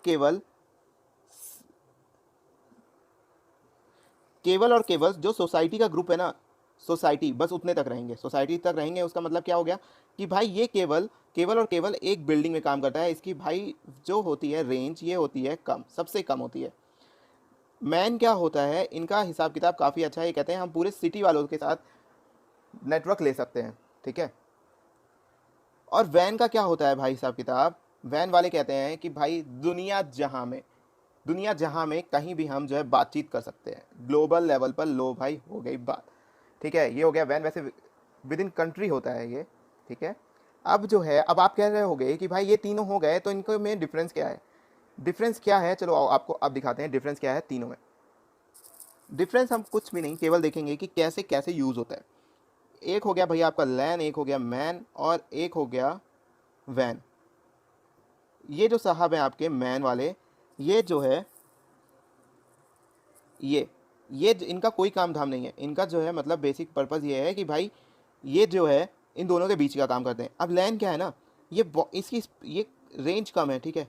रेंज कम होने की वजह से भाई इनकी स्पीड क्या होती है, ख़तरनाक होती है। इसकी स्पीड अच्छी होती है।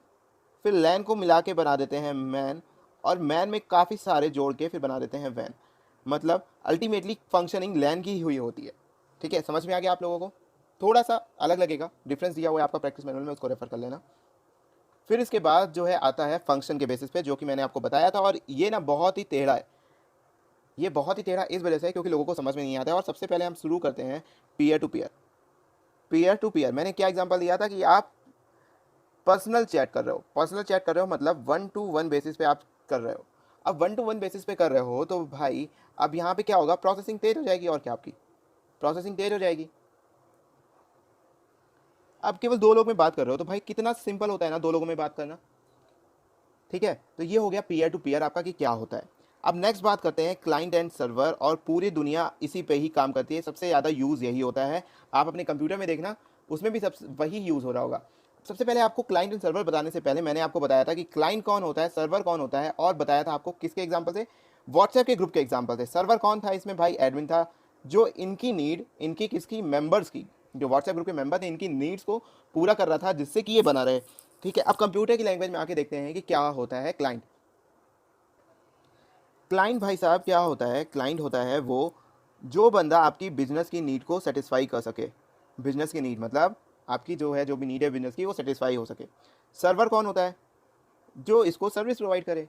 सिंपल सी चीज़ है भाई, सर्वर सर्विस से बना है सर्वर, ठीक है। अब क्लाइंट के ना 3-4 टाइप होते हैं। क्लाइंट के 3 टाइप होते हैं। क्या क्या टाइप होता है, फैट, थिन और थिक, सॉरी फैट, थिन और हाइब्रिड। अब मैं जो है आपको एकदम सिंपल सी चीज़ बताऊंगा, आपको समझ में आ जाएगा सारी चीज़ें। अब फैट लोग क्या होते हैं भाई, होते हैं आलसी। क्या होते हैं, आलसी, उनमें आलस भरा होता है। अब भाई इसने ये कहता है कि भाई अब यार कौन उठे कौन जाए और कौन सर्वर से काम कराए। तो जो ये फैट वाले हैं ना, ये कहते हैं सारा काम ये खुद कर लेता है, ठीक है। थिन वाला क्या होता है, ये भाई होते हैं फुर्तीले, ये होते हैं एक्टिव बंदे। एक्टिव बंदे होते हैं, ये नाच नाच के ना बड़ी होशियारी से अपना काम कर्म करते हैं, सर्वर से काम ज़्यादा कराते हैं, ठीक है। अब हाइब्रिड का मतलब तो आपको पता ही है, दोनों का मिक्सचर। अब ये ना मोर और लेस जो है मोटा ही होता है, लेकिन थोड़ा सा होशियारी होती है थिन वाले की। मतलब कि भाई ये कहता है कि काम तो फैट वाला क्या कर रहा था, काम खुद कर रहा था, लेकिन स्टोर कौन करेगा, स्टोर करेगा सर्वर। कह रहा काम तो चलो मैं कर दूंगा, लेकिन स्टोर किसको करना होगा, तुमको करना होगा, ठीक है। ये हो गया आपका क्लाइंट। ऐसे ही सर्वर के 3-4 टाइप हैं, वो आप देख लेना, बहुत आसान से इजी से समझ जाएंगे आप लोग, बहुत ही आसानी से। अब जो है एक और इम्पॉर्टेंट टॉपिक आता है आपका, और ये जो है फंक्शनल का लास्ट है, और वो है मल्टी टीयर। अब मल्टी टीयर को मैं बहुत ही आराम से आपको समझाता हूँ। अब मल्टी टीयर में जो है पहले इनका दिया हुआ है सिंगल, 2, फिर 3, फिर n नंबर ऑफ टीयर, ठीक है। और सबसे पहले समझे सिंगल टीयर। भाई टीयर का सबसे पहले मैं आपको मतलब बता दूं, टीयर का मतलब होता है नोड, टर्मिनल, या इसी को कह सकते हो आप कंप्यूटर।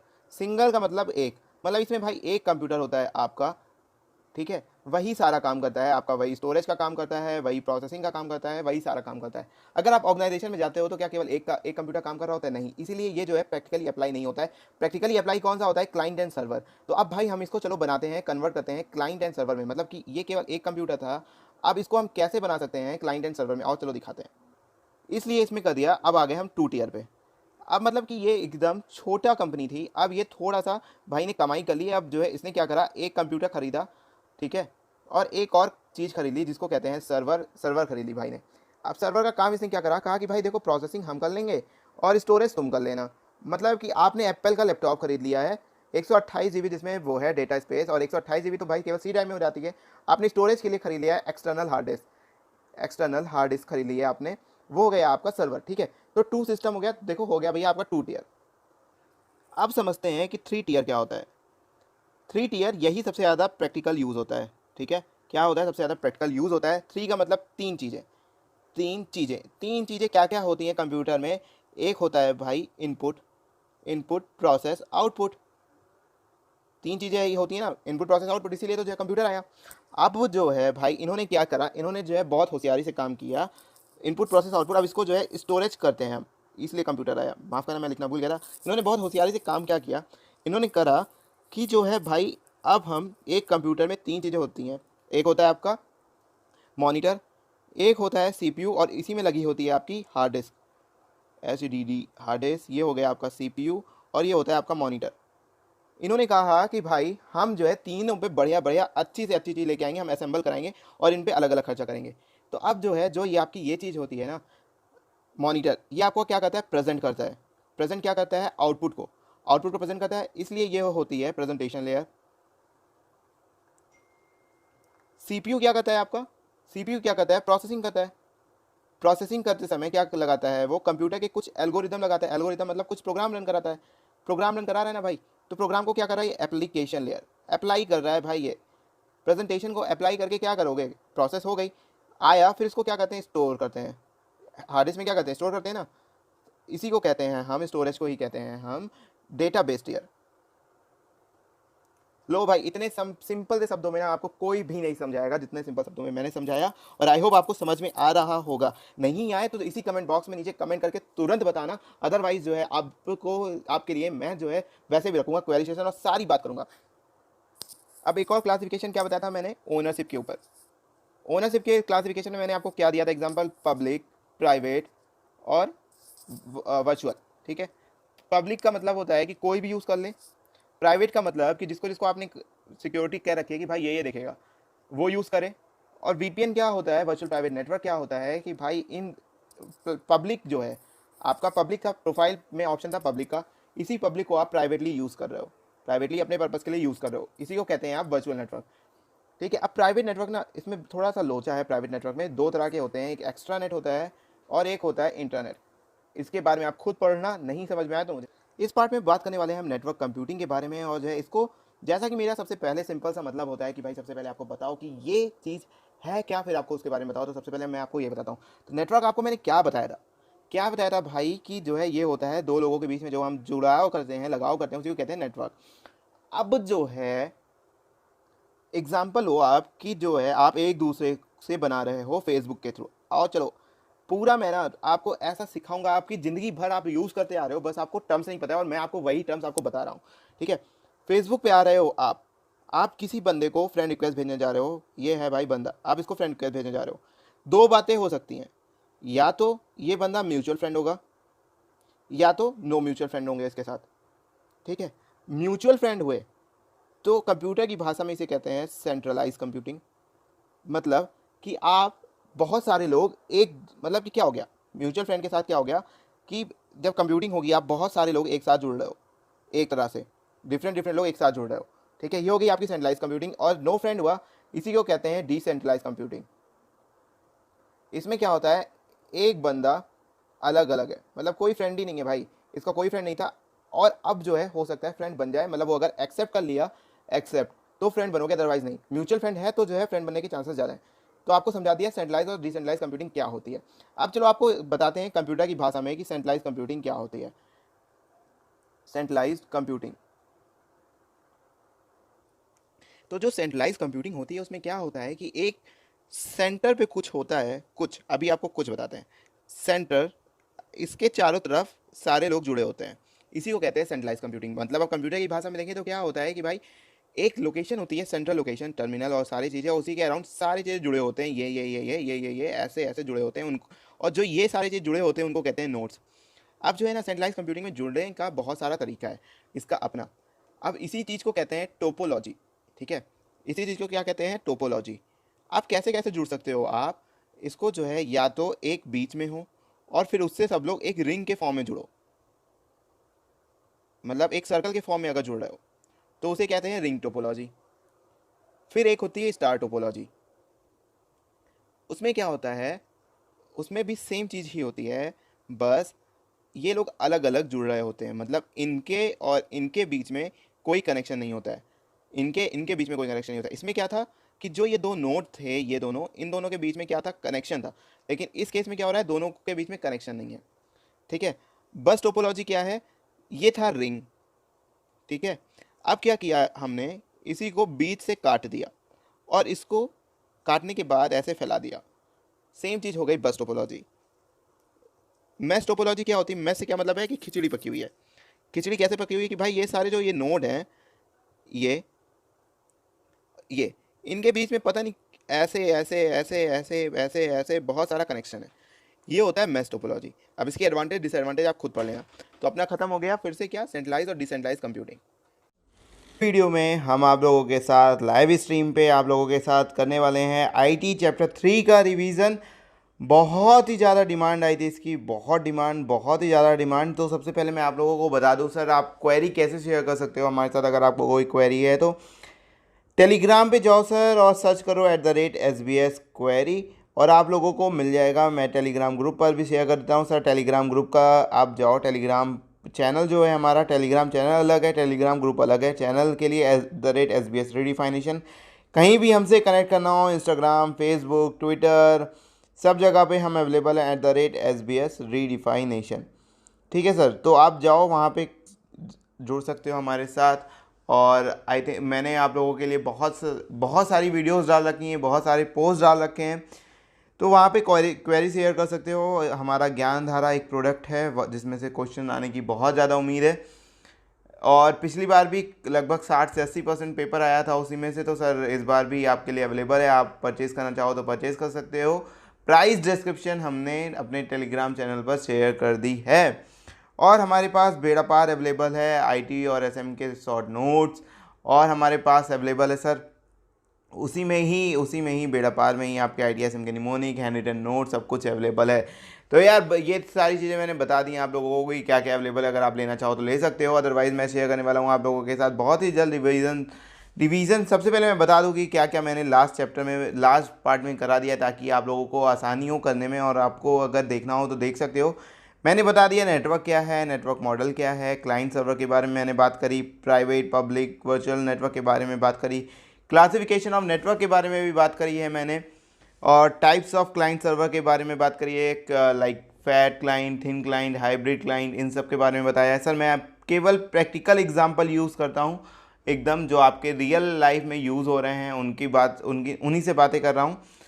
नेटवर्क कंप्यूटिंग सेंट्रलाइज बता दी, डिसेंट्रलाइज बता दी। अगर आपकी इजाज़त हो तो हम ज़रा जल्दी से शुरू करते हैं अपनी लाइव स्ट्रीमिंग और शुरू करते हैं ये वीडियो। तो यार बहुत ही मोटा मोटा टॉपिक जो है वो मैं कवर करने वाला हूँ, बहुत ही छोटे छोटे टॉपिक मैं नहीं इसमें कवर करूँगा। लाइक ई कॉमर्स बहुत ईजी टॉपिक है और वो आप डेली बेसिस पे यूज़ करते हो। तो ज़रा इस वीडियो को देना लाइक, और आप देखते हैं सर लाइक अभी तक कोई भी नहीं आया और लोग देख रहे हैं, तो ज़रा फटाफट लाइक कर दो। और मैं शुरू करता हूँ सर, डिजिटल डेटा ट्रांसमिशन। इसके बाद का टॉपिक हमारे पास ये है। इसमें दो तरह का ट्रांसमिशन है सर, पैरेलल है और सीरियल है। मैंने पूरे वीडियो भर में बात करी है आप लोगों से व्हाट्सएप के बारे में। मैं इसलिए व्हाट्सएप का एग्जांपल यूज़ कर रहा हूँ क्योंकि सर आप लोग ना सबसे ज़्यादा ये तो पक्का ही यूज़ कर रहे होगे आप डेली लाइफ में, व्हाट्सएप या टेलीग्राम या इंस्टाग्राम पे चैटिंग, ये तो आप कर ही रहे होगे। तो पैरेलल क्या हुआ सर, अगर आपने व्हाट्सएप पे वीडियो कॉल करी या आपने कॉल करी वॉइस कॉल, तो दोनों तरफ से अगर इनपुट आ रहा है, अगर दोनों तरफ से इनपुट आ रहा है तो वो हो गया पैरेलल। या आपने phone call, normal phone call भी करी, दोनों तरफ से उसमें इनपुट आता है, तो वो हो गया सर पैरेलल।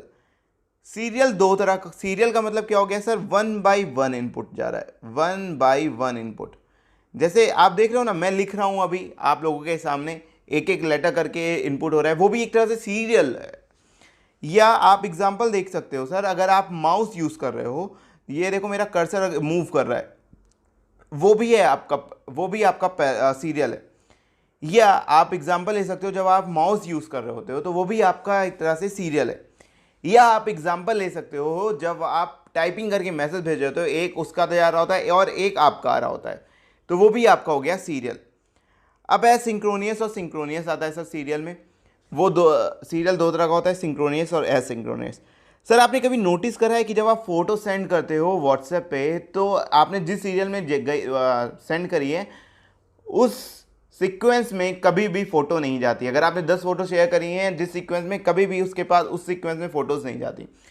वो परफेक्ट एग्जांपल है एसिंक्रोनियस का, क्योंकि सर इसमें ना डेटा आपका कवर्ड नहीं होता है, यहाँ पे स्टार्ट और एंड बिट नहीं होती है, इसमें लास्ट में होता है सारा सब कुछ। मतलब एक ये डेटा है, एक फ़ोटो आपने 10 फोटो डाल दी, यहाँ पे एंड बिट स्टार्ट बिट और यहाँ पे एंड बिट होती है। लेकिन अगर आप व्हाट्सएप पे मैसेज डालते हो, एक मैसेज डाला, एक मैसेज डाला, एक मैसेज डाला, यहाँ पे सर स्टार्ट बिट, यहाँ पे एंड बिट, यहाँ पे स्टार्ट बिट, यहाँ पे एंड बिट, तो आप देख रहे होगे कि बहुत टाइम पे एकदम पैरेलल आपके पास जा रहा होता है, आपका सॉरी सीरियल टाइप से जा रहा होता है मैसेज, आपका सेम मैसेज जा रहा होता है, बट फोटो में ऐसा नहीं होता। परफेक्ट एग्जांपल है सर आपका सिंक्रोनस एसिंक्रोनस का।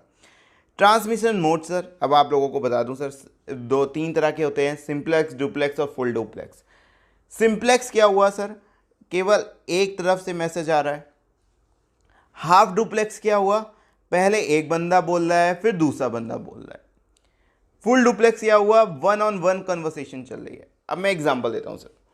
सिंपलेक्स क्या हुआ, अगर आप देखो तो टीवी रेडियो के थ्रू आप लोग कुछ सुन रहे होते हो, वो हो गया सिंपलेक्स। हाफ डुप्लेक्स क्या हुआ, अगर आपने वॉकी टॉकी यूज करी हो, तो वो हो गया आपका हाफ डुप्लेक्स। एक टाइम पे एक बंदा हेलो चार्ली, हेलो अल्फा बोल रहा है और फिर मैसेज जा रहा है, ये हो गया आपका हाफ डुप्लेक्स। फिर फुल डुप्लेक्स क्या हुआ सर, आप अगर फ़ोन पे बात कर रहे हो, या अगर आप व्हाट्सएप कॉल कर रहे हो, या आप कुछ भी कर रहे हो जहाँ पे दोनों कन्वर्सेशन, दोनों तरफ से इनपुट एक टाइम पे ही आ रहे हो, वो हो गया आपका फुल डुप्लेक्स। ठीक है सर, आगे बढ़ने की इजाज़त दीजिए मुझे। अब बात करते हैं सर ट्रांसमिशन टेक्निक की।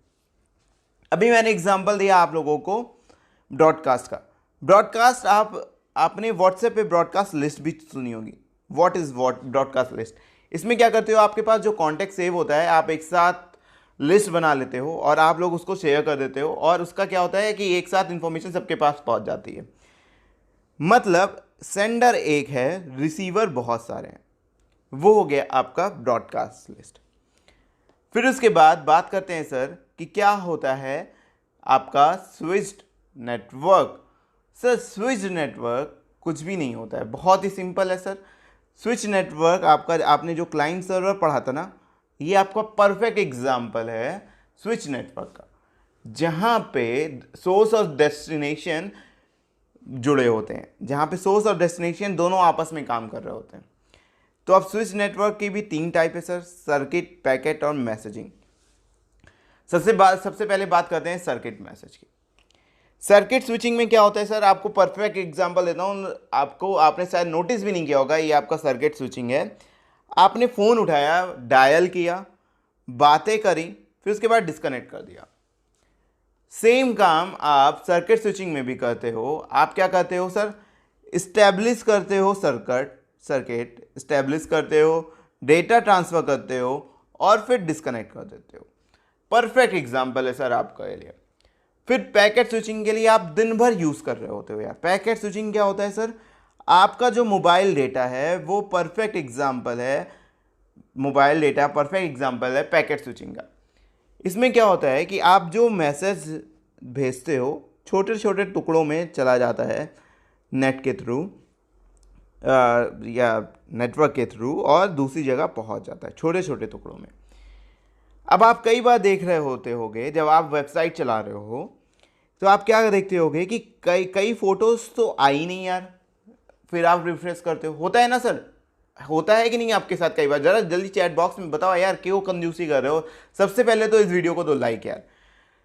ताकि थोड़ा मोटिवेशन आए ना, इतना जुड़े हुए हो, सुबह सुबह आप लोगों को एनर्जी पूरी चार्ज है, ज़रा जल्दी जल्दी दो। अरे भाई नहीं, बंद नहीं होने का, तो ज़रा जल्दी जल्दी जल्दी जल्दी लाइक दो और ज़रा जल्दी जल्दी बताओ कि ऐसा होता है या नहीं आप लोगों के साथ। आप लोगों ने अपने वेबसाइट ओपन करी, बट आप लोगों के पास पिक्चर पूरी नहीं आ रही है, होता है ना सर। तो वो क्या होता है कि जो टुकड़े टुकड़े में मैसेज भेजे हैं ये चला गया, अब ये भाई साहब पूरा डेटा लोड नहीं कर पाए, इस वजह से मैसेज लॉस हो जाता है। फिर बात करते हैं मैसेज स्विचिंग के ऊपर।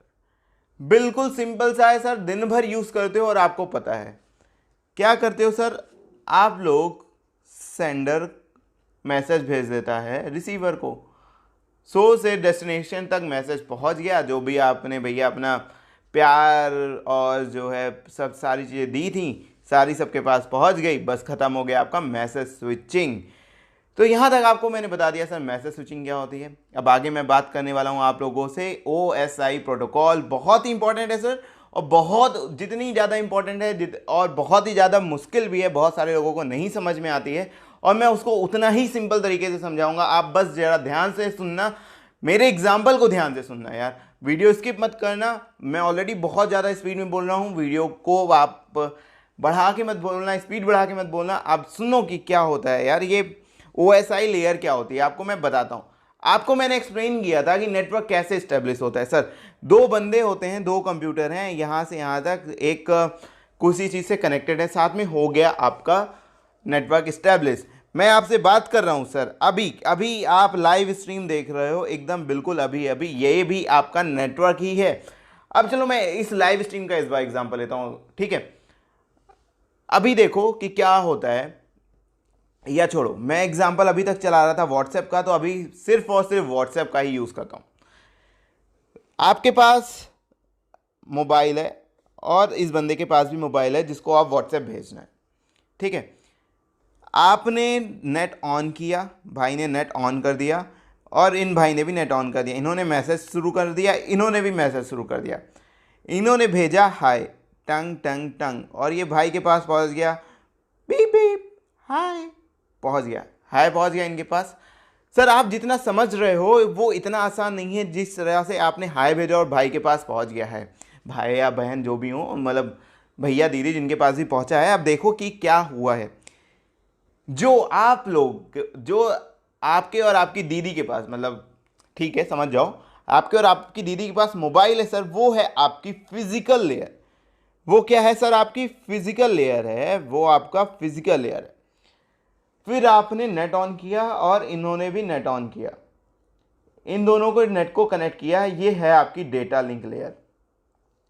देखो ना सर कितना आसान है, लोग कितना मुश्किल से बताते हैं। अगर आप को समझ में आ नहीं रहा है सर आपके, अच्छा एक चीज़ मैं आपको बता दूं, आपको पता नहीं समझ में आता है या नहीं आता है, आपको पता नहीं पता है या नहीं पता है, आपके CA इंडस्ट्री में जितने भी लोग हैं, आपको IT पढ़ाते हैं चाहे आपको इसका पढ़ाते हैं, वो या तो दिशा क्वालिफाइड होते हैं या CA होते हैं, इससे ज़्यादा नहीं होते हैं। मेरी क्वालिफिकेशन IT के मामले में सर इन सबसे ऊपर है, मैं माइक्रोसॉफ्ट सर्टिफाइड डेटा साइंटिस्ट हूँ यार। तो बात मानना भाई की, जो मैं पढ़ा रहा हूँ यार ये बहुत ही आसान सी चीज़ है, और मैं आपको इसी वजह से सिंप्लीफाइड तरीके से पढ़ा पा रहा हूँ, ठीक है। इन्होंने डेटा लिंक किया सर, इन्होंने जैसे डेटा लिंक किया, फिर यहाँ से यहाँ तक जो मैसेज पहुँचना है, यहाँ से यहाँ तक नेटवर्क इस्टेब्लिश करना पड़ता है सर, कि ये नहीं कि आपका मैसेज कहीं और पहुँच जाए क्रॉस कनेक्शन की वजह से। जैसे क्रॉस कनेक्शन होता है ना, कॉल कहीं और लग जाती है, तो वैसे ही नेटवर्क इस्टेब्लिश होता है। फिर नेटवर्क आपका हाय जो भेजा है आपने, हाय, ये ऐसे ऐसे चल के जा रहा होता है इनके पास, उसी वायर के ऊपर, उसी नेटवर्क के ऊपर। तो जो एक नेटवर्क इस्टेब्लिश होता है, ठीक है, आपने नेट ऑन किया था, इन्होंने भी नेट ऑन किया था, डेटा लिंक हो गया, नेटवर्क कनेक्ट हो गया। अब ये नेटवर्क तब तक रहेगा जब तक आप अपना नेटवर्क ऑफ नहीं कर देते हो, अपना डेटा ऑफ नहीं कर देते हो, या अपना ये ऑफ नहीं कर देते हैं। ये होती है सेशन लेयर। अच्छा इतना आसान है क्या? अरे भाई बहुत आसान है, IT को आपने हवा बना रखा है। अब सुनो, आपने हाय भेजा, अभी बस ये मोबाइल पे इनके पहुंचने वाला है, बस यहाँ पे। अरे अपीयर भी हो गया हाई। ये जो हाई अपीयर हुआ है ना भाई, इस हाई को अपीयर करने के पहले ही आपकी 5 लेयर कंप्लीट हो चुकी थी, छठी लेयर ये हो रही है हाई। ये है आपकी प्रेजेंटेशन लेयर की आउटपुट के ऊपर, सॉरी, आपका input output as a present हो रहा है।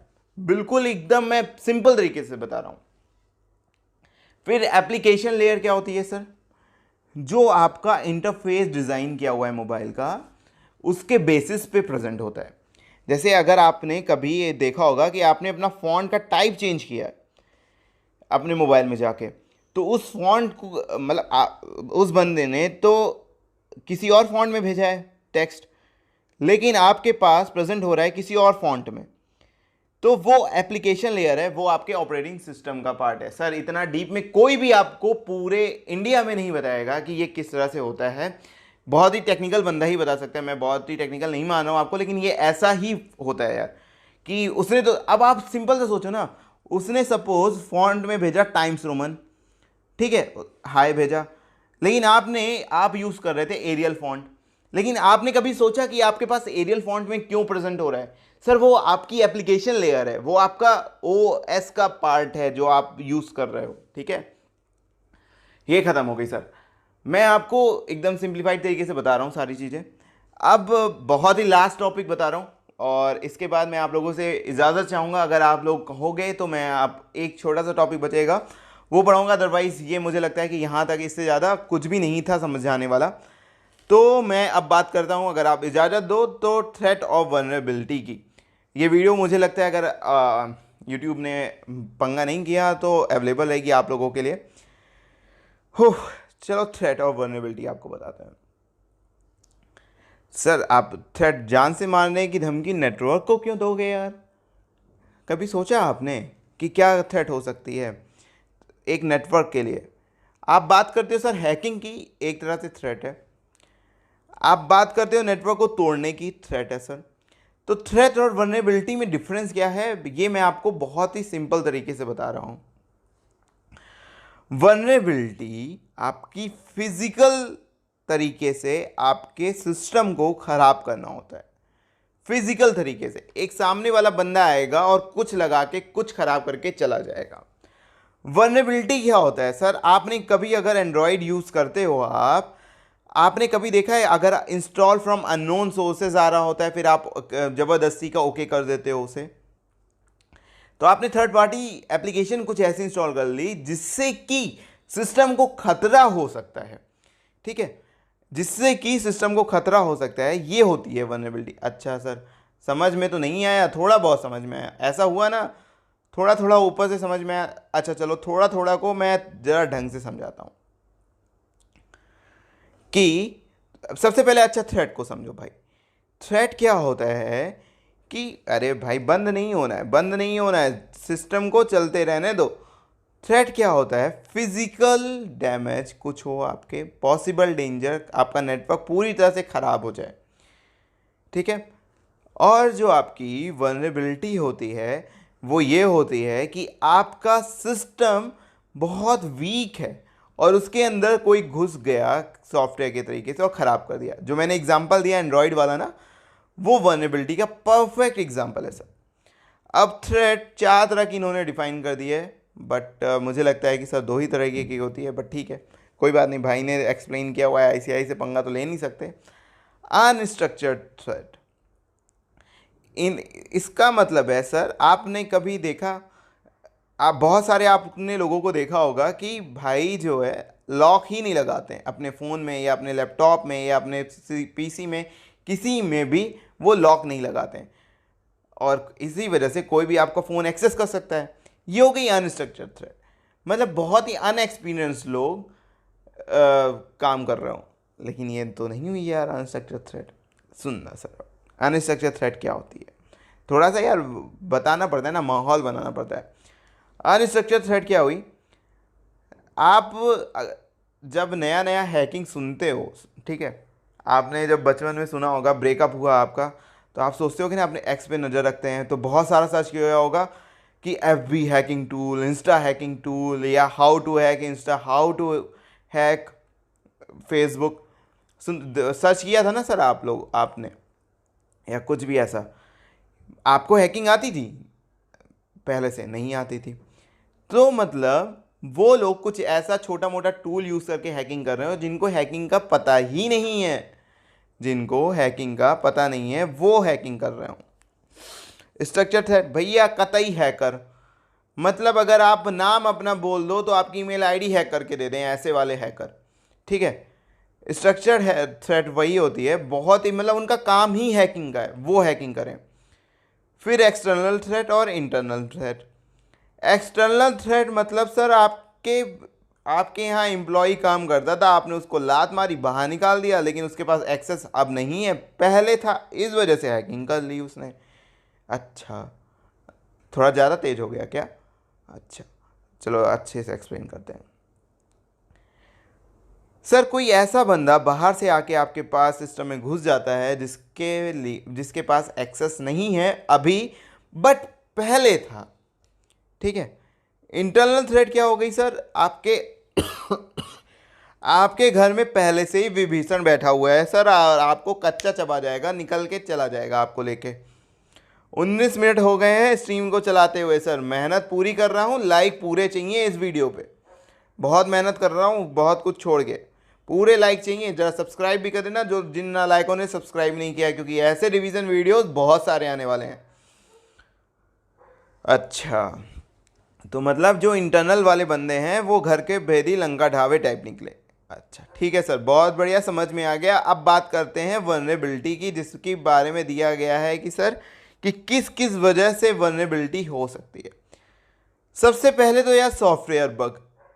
आपने जो अभी थर्ड पार्टी एप्लीकेशन इंस्टॉल करी है सर, वो आपका सॉफ्टवेयर बग की तरह से काम कर सकती है। ओके ठीक है, आपने फ़ोन लॉक का बटन दबाया और फ़ोन लॉक हो गया, ठीक है, लेकिन क्या तुरंत लॉक होता है? कुछ फ्रैक्शन ऑफ सेकेंड का डिले होता है ना, इस डिले में ही आपका फ़ोन सटाक से हैक हो सकता है। ये है टाइमिंग विंडो। मतलब वो तब होती है, मतलब टाइमिंग विंडो मतलब कि फ़ोन लॉक होने से पहले तक आपका कोई भी बंदा कुछ भी फाइल डाल के और आपका सब कुछ सटाक से निकाल ले। फिर होती है इनसिक्योर डिफ़ॉल्ट कॉन्फ़िगरेशन। अब भैया जो लोग अपना फेसबुक का पासवर्ड सेट करते हैं ना 1 2 3 4 5 6 7 8, अच्छा सर इसका एफबी से क्या रिलेशन? अरे यार फेसबुक का नाम लेना पड़ता है भाई, आप लोगों का ना इंटरेस्ट नहीं जगता है आईटी में, आप लोग बहुत ही अलग टाइप के बंदे हो, आपका इंटरेस्ट नहीं जगेगा। अच्छा सर, तो थोड़ा सा सेक्सी सा एग्जांपल दो ना, बढ़िया सा एकदम मज़ेदार। इनसिक्योर डिफ़ॉल्ट कॉन्फ़िगरेशन, सर आपने बैंक में आपने डेबिट कार्ड अप्लाई किया है? बिल्कुल किया है, बहुत सारे लोगों के पास होगा। उसमें पिन आती है सर, और आपके पास इंस्ट्रक्शन होती है कि भैया कृपया भाइयों और दीदियों इस पिन को चेंज कर लेना। जो वहाँ से आ रही होती है वो सिस्टम जनरेटेड डिफ़ॉल्ट होती है, और उसका लीक होने का चांसेस ज़्यादा होता है, इसलिए वो लोग कह रहे होते हैं कि भैया इसे चेंज कर लेना। बहुत ही बढ़िया। अब आता है ट्रस्टिंग अनट्रस्टवर्दी इंफॉर्मेशन। अब ये यहाँ पे एग्जांपल देता हूँ सर, आपने इंडिया हमारा डिजिटल इंडिया हो रहा है, बहुत ही बढ़िया, एकदम मज़ेदार बातें चल रही हैं। आप रेल पे जाओ, आपको वाईफाई फ्री मिलता है, आप जाओ कनेक्ट कर लो। सर भैया ऐसा गलती से भी मत करना, आपका सिस्टम हैक होने के चांसेस पूरे बढ़ जाते हैं, क्योंकि आप ट्रस्ट कर रहे हो, अच्छा गवर्नमेंट ऑफ इंडिया का है, लेकिन वो एक्चुअल में पब्लिक नेटवर्क है जिसपे बहुत सारे लोग ऑलरेडी जुड़े हैं, तो वो अनट्रस्टवर्दी कुछ भी आपका डाल के हैक कर सकता है। ठीक है, बहुत ही बढ़िया। अब लेवल ऑफ सिक्योरिटी के बारे में आते हैं, लास्ट टॉपिक है सर लेवल ऑफ सिक्योरिटी। और आपसे चाहिए जानने से पहले बहुत ही सारा प्यार, जरा जल्दी जल्दी वीडियो को लाइक कर दो, और बहुत ही बढ़िया से अगर आपको ज्ञान धारा या बेड़ा पार के बारे में कोई भी इंफॉर्मेशन चाहिए तो हमसे टेलीग्राम पे कांटेक्ट कर सकते हो। अब बात करते हैं लेवल ऑफ सिक्योरिटी की। भाई सबसे पहले जो मैं हर बार बातें करता हूं वो ये करता हूं कि अगर आप मेरे साथ रिवीजन कर रहे हो तो एक चीज़ की आदत डाल लो, किस में क्या क्यों कैसे और किस तरह से। और अगर मैं आपको बात बताऊं सर, पिछली वीडियो थी 24 मिनट की, ये वीडियो है लगभग उतने ही मिनट की, मतलब लगभग 1 घंटे में मैंने आपको चैप्टर 3, आपका सबसे सिरदर्द चैप्टर आपका खत्म करने वाला हूं। बस 3 मिनट की और 3-4 मिनट की और बात है सर, सुन लो बातें और जो चीजें मैंने ध्यान से सुनाई हैं समझ लेना, आपको समझ में आ जाएगा। चलो शुरू करते हैं। Level of security, last topic हमारा।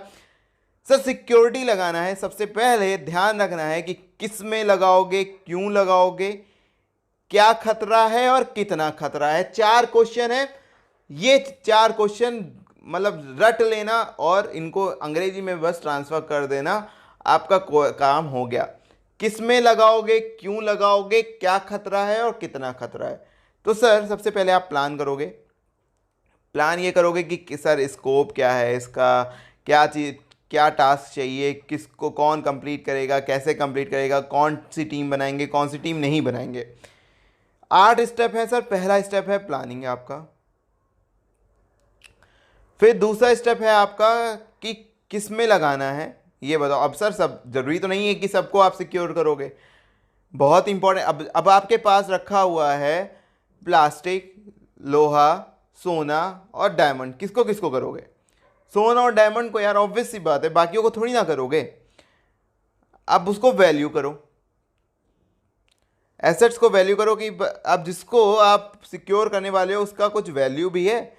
मतलब कहीं ऐसा तो नहीं है कि सर सिक्योर करने में आपने पैसा 1000 रुपये लगा दिया और उसकी वैल्यू केवल 100 रुपये है, तो कोई फ़ायदा नहीं है ना भाई। तो इसलिए ये देखना ज़रूरी है कि कितने रुपए की है एसेट्स, क्या खतरा है, बाहर से है या अंदर से है। अभी थ्रेट वाली बात बताई ना, कितने तरीके की थ्रेट होती हैं, कौन सी तरीके की थ्रेट है, उस बेसिस पे हमें लगाना है कंट्रोल्स। अब कितना खतरा है, कैसे मतलब आप ऐसा तो नहीं आप सर अब अगर कितना खतरा है, मतलब कहीं ऐसा तो नहीं खतरा है ही नहीं और आपने लगा दिया हो, उसको भी कितना चांसेस हैं अगर करने की। अब अगर आप जापान में रह रहे हो तो अपना घर इंश्योर कराओगे ही कराओगे, क्योंकि वहाँ पे अर्थक्वेक आने के चांसेस ज़्यादा हैं। तो इसलिए आइडेंटिफाई करो सर कि कितनी प्रोबेबिलिटी है थ्रेट की।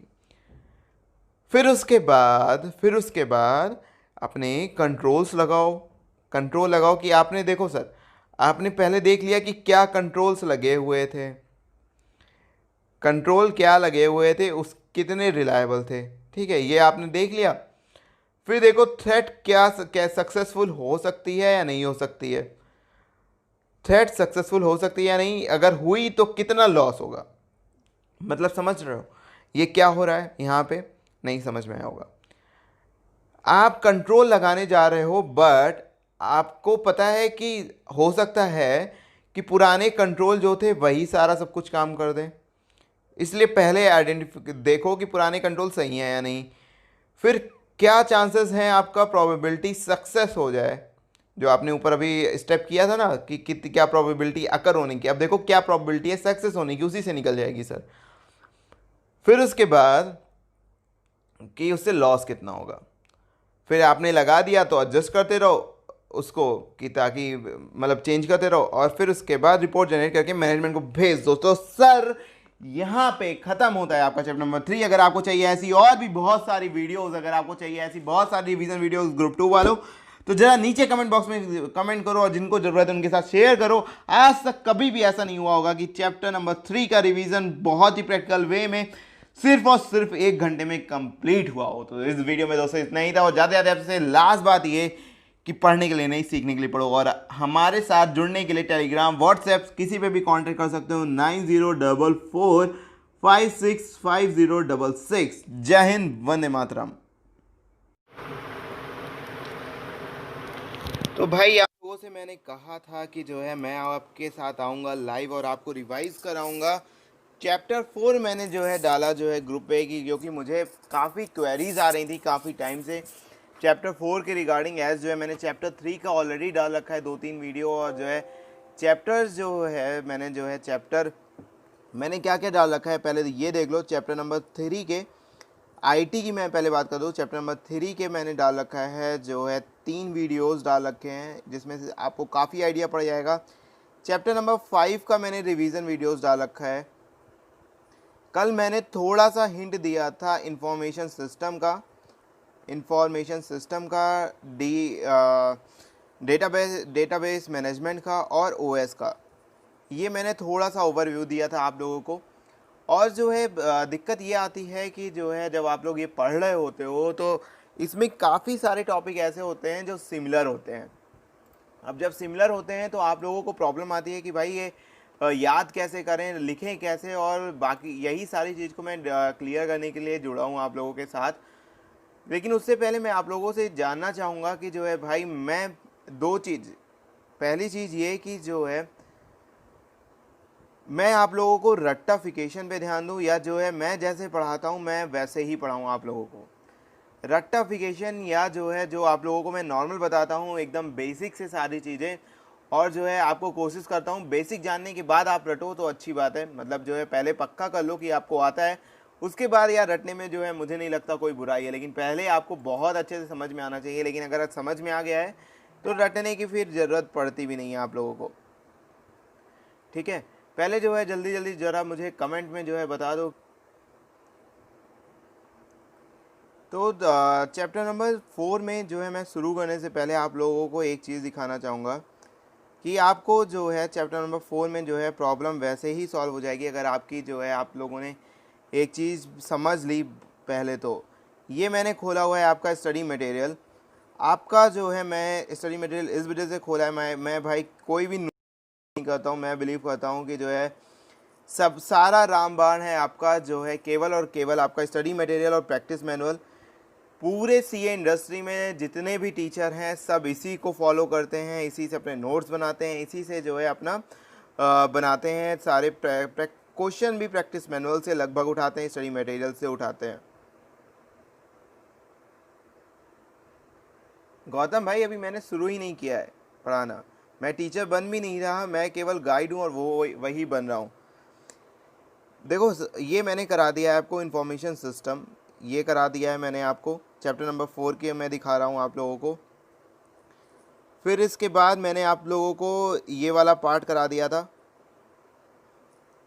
इसके बाद मैंने आप लोगों को ये सेम ही चीज़ है। फिर मैं आप लोगों को अब कराने वाला हूँ क्या चीज़, यहाँ से स्टार्ट करने वाला हूँ टाइप ऑफ इंफॉर्मेशन सिस्टम, यहाँ से मैं शुरू करने वाला हूँ, ठीक है। फिर मैं जो है शुरू करने से पहले आप लोग इस चीज़ पे ध्यान दो। ये जो आपकी चीज़ है वो क्या है कि पहले तो आप समझो कि लेवल्स क्या होते हैं, स्ट्रेटजिक लेवल्स, मतलब आपका बिजनेस में लेवल्स क्या होते हैं। फिर उसके अकॉर्डिंग ही आपको समझ में आ जाएगा ये सारी चीज़ें कि भाई आप MIS क्यों बनाते हो, MIS क्या होता है, और बाकी की सारी चीज़ें भी आपको उसी समय समझ में आ जाएगी, ठीक है। पहले लेकिन इसको लेवल को समझना पड़ेगा। इस लेवल को आओ चलो समझते हैं। कितने लेवल आपने पढ़े हैं अपने जो है स्ट्रेटजिक मैनेजमेंट में? 3 लेवल पढ़े हैं लेवल्स ऑफ मैनेजमेंट में। लेवल ऑफ मैनेजमेंट में जो है 3 मैनेजमेंट पढ़े हैं आपने ना, 3 लेवल। पहला टॉप लेवल, दूसरा आपने पढ़ा है मिडिल लेवल, तीसरा पढ़ा है आपने बॉटम लेवल। यही तीनों जो है आपका जो है जब बिजनेस में इंफॉर्मेशन लेते हैं, जब आपका बिजनेस में जो है डिसीजन लेते हैं, उनको जो चाहिए होता है डिसीजन लेने के लिए वो क्या चाहिए होता है, इंफॉर्मेशन।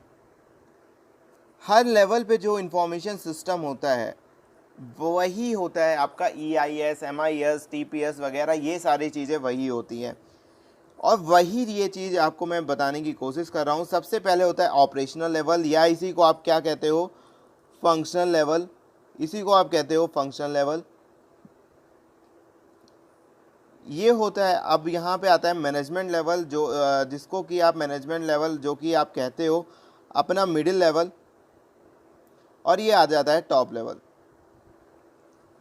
टॉप लेवल का क्या काम होता है, ध्यान से सुनना भी ये चीज़ें। टॉप लेवल का क्या काम होता है भाई, टॉप लेवल क्या करेगा आपका टॉप लेवल को लेनी होती है डिसीजंस, ठीक है, इनको लेनी होती है डिसीजन। ये जो है काम करते हैं आपका बॉटम लेवल को और टॉप लेवल को जोड़ने का, और सारा की सारा काम करना होता है इन लोगों को, ठीक है। बीच में एक यहाँ पे डाल दिया है नॉलेज लेवल मैनेजमेंट, जो आपका क्या करता है नॉलेज लेवल मैनेजमेंट, कि जो है भाई जो आपके पर्सन है नॉलेजेबल पर्सन है, जिनको आपने स्वेट इक्विटी शेयर जब आप पढ़ रहे होगे, मैं सारी चीज़ें रिलेट कर रहा हूँ आप लोगों के साथ। जब आपने स्वेट इक्विटी पढ़ा होगा तो आप देखते होगे कि स्वेट इक्विटी हम उन लोग बंदों को देते हैं जो बहुत ही नॉलेजेबल होते हैं, मतलब जिनके कंपनी को छोड़ के जाने पे दिक्कत हो सकती है, तो वो ये लोग होते हैं। अब और समझते हैं कि जो है भाई आगे ये क्या है। मैंने आपको बता दिया लेवल्स क्या होते हैं। अब उसी अकॉर्डिंग मैं आपको बताने जा रहा हूँ टीपीएस क्या होता है। टीपीएस क्या होता है भाई, जो आपने क्या समझा अभी, बॉटम लेवल। सबसे पहले स्टार्ट करते हैं बॉटम लेवल से। बॉटम लेवल में क्या होता है, आपका बहुत सारे नंबर ऑफ ट्रांजैक्शंस होते हैं। नंबर ऑफ ट्रांजैक्शन होते हैं, यही होता है आपका फंक्शनल लेवल। और सारा सब कुछ ऑपरेट इन्हीं को करना है। मतलब आपकी पूरी स्ट्रेटजी अगर ढंग से चल सकती है तो डिपेंड करती है इनके ऊपर। तो टीपीएस किस लिए होता है, टीपीएस जो है, जो आपके डे टू डे ऑपरेशन हो रहे होते हैं, डे टू डे ऑपरेशन, उनको जो है मैनेज करने के लिए जो है बनाया गया है टीपीएस। ठीक है, क्या होता है टीपीएस में, जो है भाई पहला स्टेप होता है डेटा एंट्री। ऑब्वियस सी बात है, जब तक आप डेटा नहीं एंट्री करोगे, मतलब सेम खेल है आपका इनपुट प्रोसेस आउटपुट का, इनपुट प्रोसेस और आउटपुट का। मिस्टर टेक बॉय भाई जो है लाइव रिवीजन ख़त्म हो जाने दो, फिर उसके बाद जो है आपको जो चाहिए आपको मिल जाएगा। ठीक है, तो यहाँ पे जो इनपुट है वो है डेटा एंट्री। प्रोसेसेस आप देख रहे हो, दो तरह का प्रोसेस होता है, बैच प्रोसेस और real time process. Real time का सबसे पहले मैं एग्जांपल आपको देता हूँ एटीएम का। आप जब एटीएम से पैसे निकालते हो, आपके बैंक में सीधे डिडक्ट हो जाता है, आपके डिडक्ट होके शो कर रहा होता है कि भाई इतना बैलेंस कट चुका है और इतना बचा है। बैच क्या होता है कि पहले जो है एक साथ इकट्ठा कर लेते हैं ट्रांजैक्शन को, उसके बाद प्रोसेस करते हैं। फिर प्रोसेसिंग करने के बाद आपको बताया था ना मैंने, इनपुट प्रोसेस आउटपुट। प्रोसेस को स्टोर करने के लिए जो है होता है डेटाबेस, आपका वही प्रोसेस को स्टोर करता है। फिर डॉक्यूमेंट कैसे निकलती है, ये होता है आपका आउटपुट। देखो सारी चीज़ें इंटर रिलेटेड है, बस आपको जो है मैंने वही सारी चीज़ें बताई। देखो भाई इसमें भी यही कर रखा है, इनपुट प्रोसेस आउटपुट, आउटपुट को जो है स्टोर कर लिया और जो है डॉक्यूमेंट के फॉर्म में जो है इसे दिखा दिया। अब जो है टीपीएस के एट्रीब्यूट्स हैं, ये आप जो है आई होप आप उसके बाद पढ़ लोगे। अब जो है मैं ज़रा सा आ जाता हूँ ओएएस। ओएएस भी जो है एक तरह का जो है आपका बॉटम लेवल पर ही होता है, ऑफिस ऑटोमेशन सिस्टम। मतलब कि ऑफिस के काम को जो है अगर ऑटोमेट कर दे कोई सिस्टम तो वो हो जाता है ऑफिस ऑटोमेशन सिस्टम। अब कह रहे हो सर ये क्या बोल रहे हो आप। भाई देखो, आप लोगों का जो है समझना है केवल और केवल जनरल वर्ड से कि क्या होता है भाई।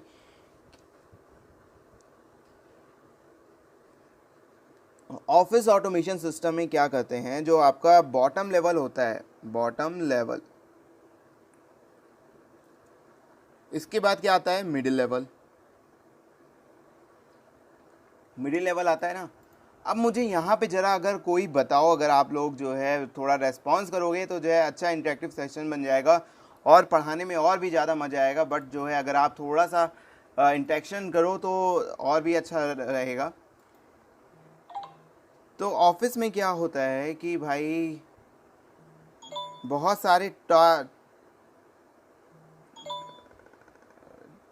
सारे टास्क होते हैं जिनको अगर आप जो है कंप्यूटर करें तो जो है भाई बिजनेस को जो है थोड़ा सा फ़ायदा मिल जाता है। मतलब कि क्या होता है, थोड़ा सा फ़ायदा मिल जाता है, क्योंकि जो है वो क्या करता है बिजनेस ऑटोमेशन सिस्टम।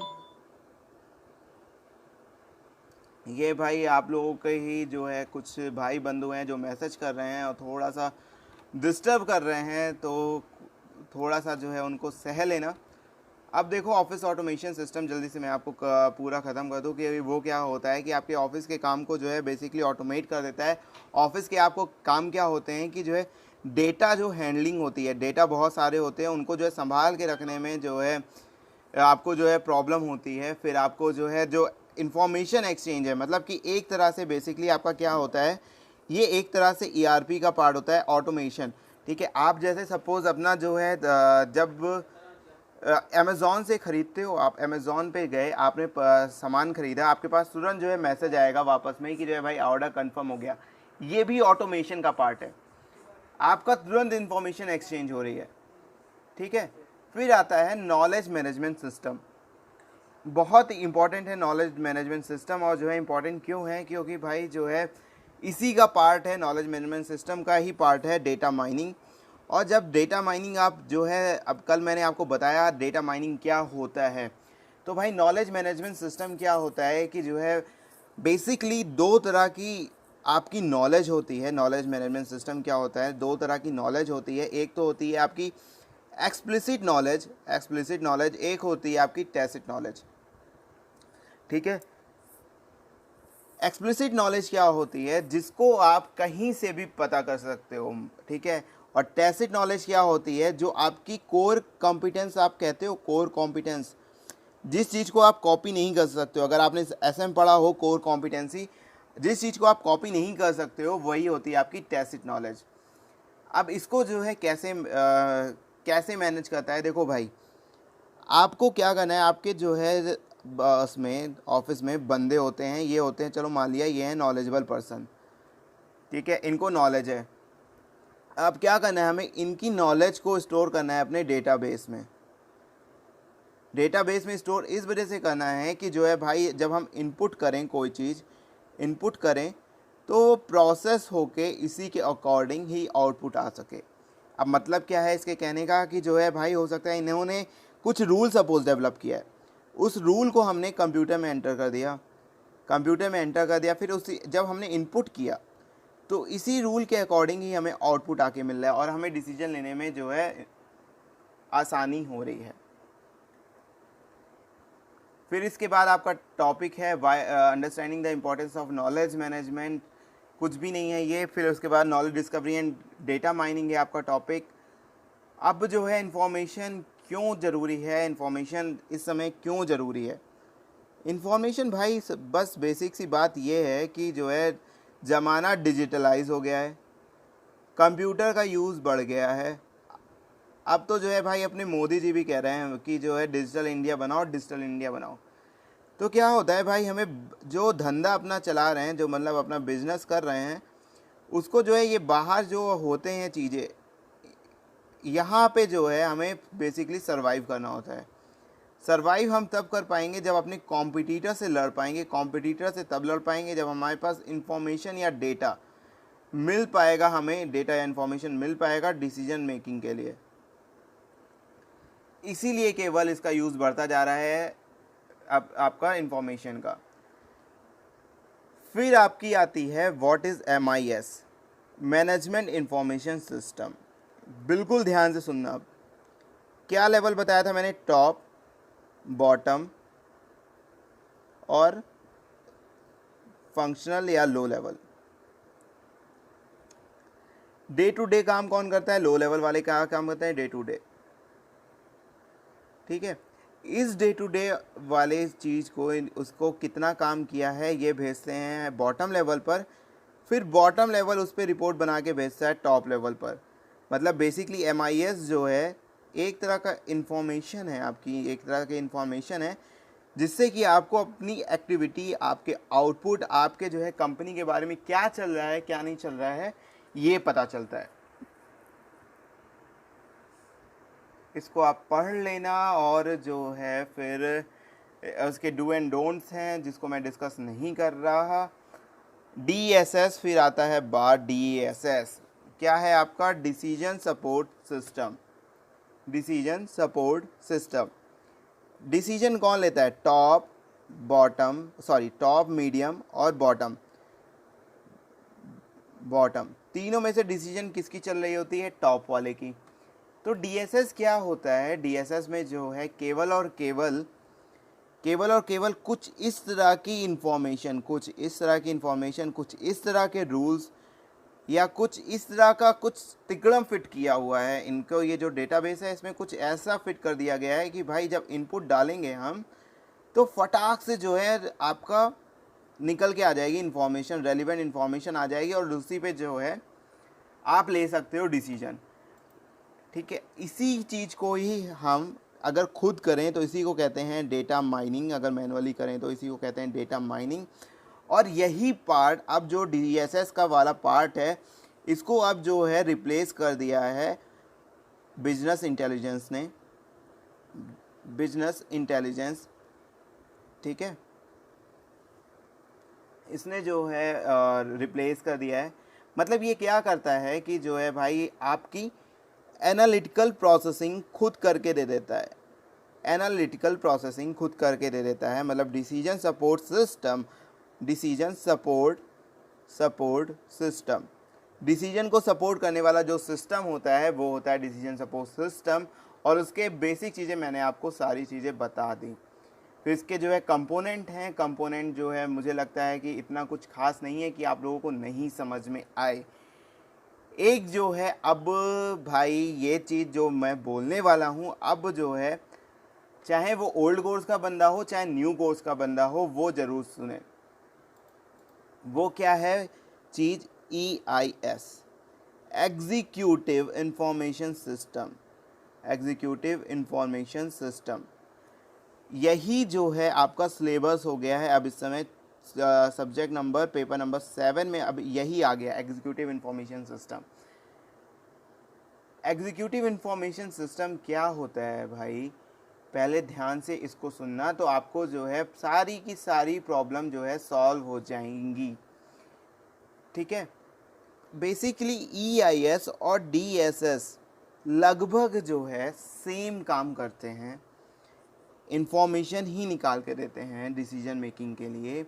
मगर EIS एक तरह का जो है क्या होता है कि EIS, एग्जीक्यूटिव इंफॉर्मेशन सिस्टम, बिल्कुल अप टू डेट इंफॉर्मेशन देता है, अप टू डेट इंफॉर्मेशन देता है ऑपरेशनल लेवल की। मतलब EIS का अगर हम नेचर देखें तो EIS का नेचर कैसा हो गया? EIS का नेचर DSS प्लस MIS, इन दोनों का जो है EIS में जो है नेचर होता है। फिर EIS के भी जो है 4 कंपोनेंट, वही हार्डवेयर, सॉफ्टवेयर, यूज़र और टेलीकम्युनिकेशन, जो कि सब चीज़ के होते हैं। नेक्स्ट आता है आपका टॉपिक स्पेशलाइज्ड सिस्टम, जिसमें आता है सबसे पहले ERP। सबसे पहले तो जानो भाई ERP की ज़रूरत क्यों पड़ी। अब क्या, पहले क्या होता था, एक ये बिजनेस है आपका, उसकी कई सारी ब्रांचेस होती हैं, कई सारी ब्रांचेस होती हैं।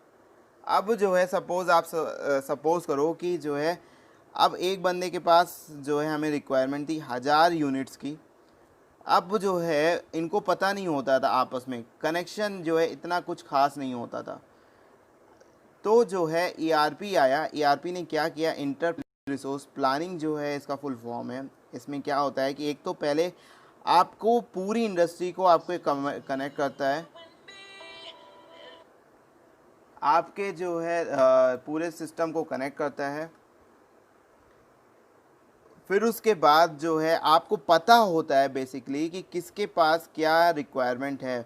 मतलब कि जो है अगर 100 यूनिट का ऑर्डर आया है, 100 यूनिट का ऑर्डर आया आपका सपोज़ दिल्ली वाली ब्रांच में, और अगर आपका दिल्ली में नहीं है, नोएडा में, नोएडा में 100 यूनिट है, 1000 यूनिट है, तो अब आपको पता चल जाएगा कि भाई हमारे पास जो है मना करने की ज़रूरत नहीं है कस्टमर को, कस्टमर को मना करने की ज़रूरत नहीं है, कस्टमर को जो है मिल जाएगी। ठीक है, तो ये होता है ERP। ERP बेसिकली पूरा जो है जितने भी इसके अंदर होते हैं आपके, चाहे आपका CRM ले लो, कस्टमर रिलेशनशिप मैनेजमेंट, चाहे सप्लाई चेन मैनेजमेंट ले लो, या दुनिया भर का कोई भी सिस्टम ले लो, सारा इसी का पार्ट है। चाहे SCM ले लो, चाहे HRCM ले लो, ह्यूमन रिसोर्स HRM ले लो, ह्यूमन रिसोर्स मैनेजमेंट, या जो है आपका FRM ले लो, फाइनेंशियल रिसोर्स मैनेजमेंट, कुछ भी ले लो, सारा ERP का पार्ट है। मतलब ERP जो है बहुत ही वाइडर टर्म है। तो ERP क्या होता है? Enterprise resource planning. इससे क्या होता है, फ़ायदा क्या होता है? एक तो आप जो है पूरी कनेक्टिविटी आपकी बेस्ट हो जाती है। दूसरा फ़ायदा ये होता है कि आपको इन्फॉर्मेशन या डिसीजन लेने में आसानी हो जाती है। कस्टमर रिलेशनशिप मैनेजमेंट, मैंने आपको बताया कि इसका पार्ट होता है, तो कस्टमर रिलेशनशिप मैनेजमेंट। सबसे पहले मैं आपको ये बताऊं कि इसकी ज़रूरत क्यों पड़ी। भाई बात ऐसी है कि कस्टमर क्या होता है, हमारा होता है देवता। तो एक पेरेट्रो भाई साहब थे, पेरेट्रो भाई साहब थे, उन्होंने एक 80-20 रूल दिया था। उन्होंने ये कहा कि जो है भाई, जो आपके 20% ओल्ड कस्टमर या रिपीटेड कस्टमर, ओल्ड मतलब रिपीटेड ही तो हुआ, रिपीटेड कस्टमर हैं, वही आपका 80% प्रॉफिट लेके आते हैं।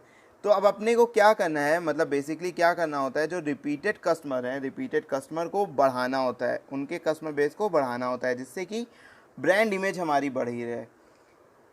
तो जो तिकड़म हम जो है कस्टमर के साथ रिलेशन बनाने में लगाते हैं, उसी को कहते हैं कस्टमर रिलेशनशिप मैनेजमेंट।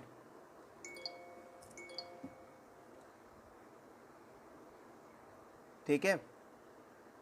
फिर उसके बाद जो है आपको मैं बता दूं, आपको मैंने सीआरएम बता दिया। फिर उसके बाद मैं आप लोगों को बता दूं कि भाई सीआरएम की ज़रूरत क्यों पड़ी, मैंने आपको बता दिया।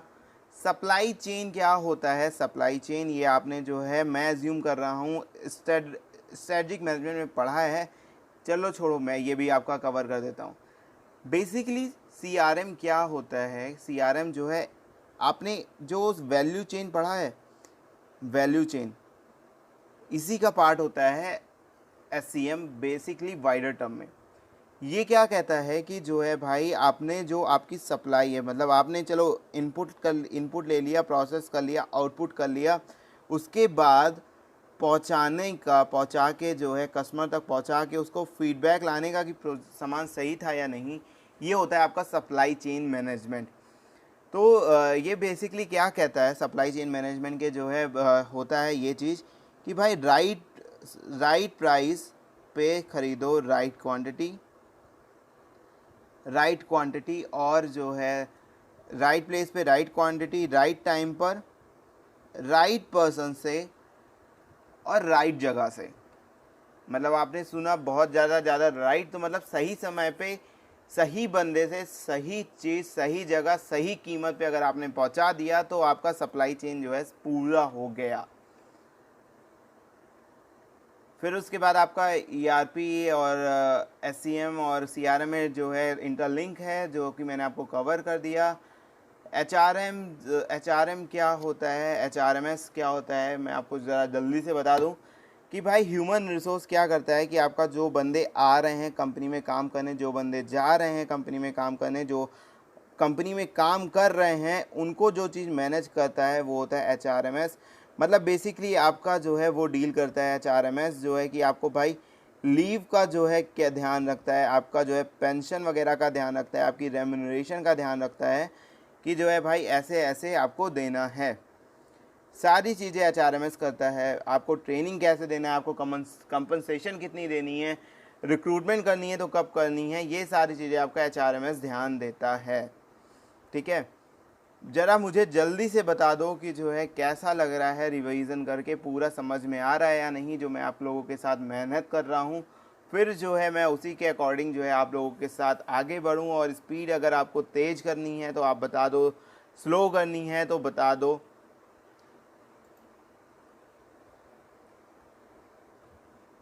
कंपोनेंट ऑफ सीबीआईएस, भाई सीबीआईएस क्या चीज़ होती है, मैं अभी तक तो जो है यहाँ पे नहीं आया, और शायद आपने जो है गलत टाइप कर दिया है कि सीबीआईएस जो है कुछ होता है। सीबीआईएस मैं अब आपको जो है ईएस पढ़ाऊँगा। ईएस मतलब एक्सपर्ट सिस्टम क्या होता है, आपका एक्सपर्ट सिस्टम। और जो मैंने आपसे बात करी थी बीआई और जो है बिजनेस इंटेलिजेंस, तो जो है okay CBIS computer based information system, ये जो है भाई मैंने पहले ही पढ़ा दिया कि 4-5 तरह के कंपोनेंट होते हैं भाई, हार्डवेयर, सॉफ्टवेयर, पीपल, स्टोरेज और यूज़र इंटरफेस। ओके।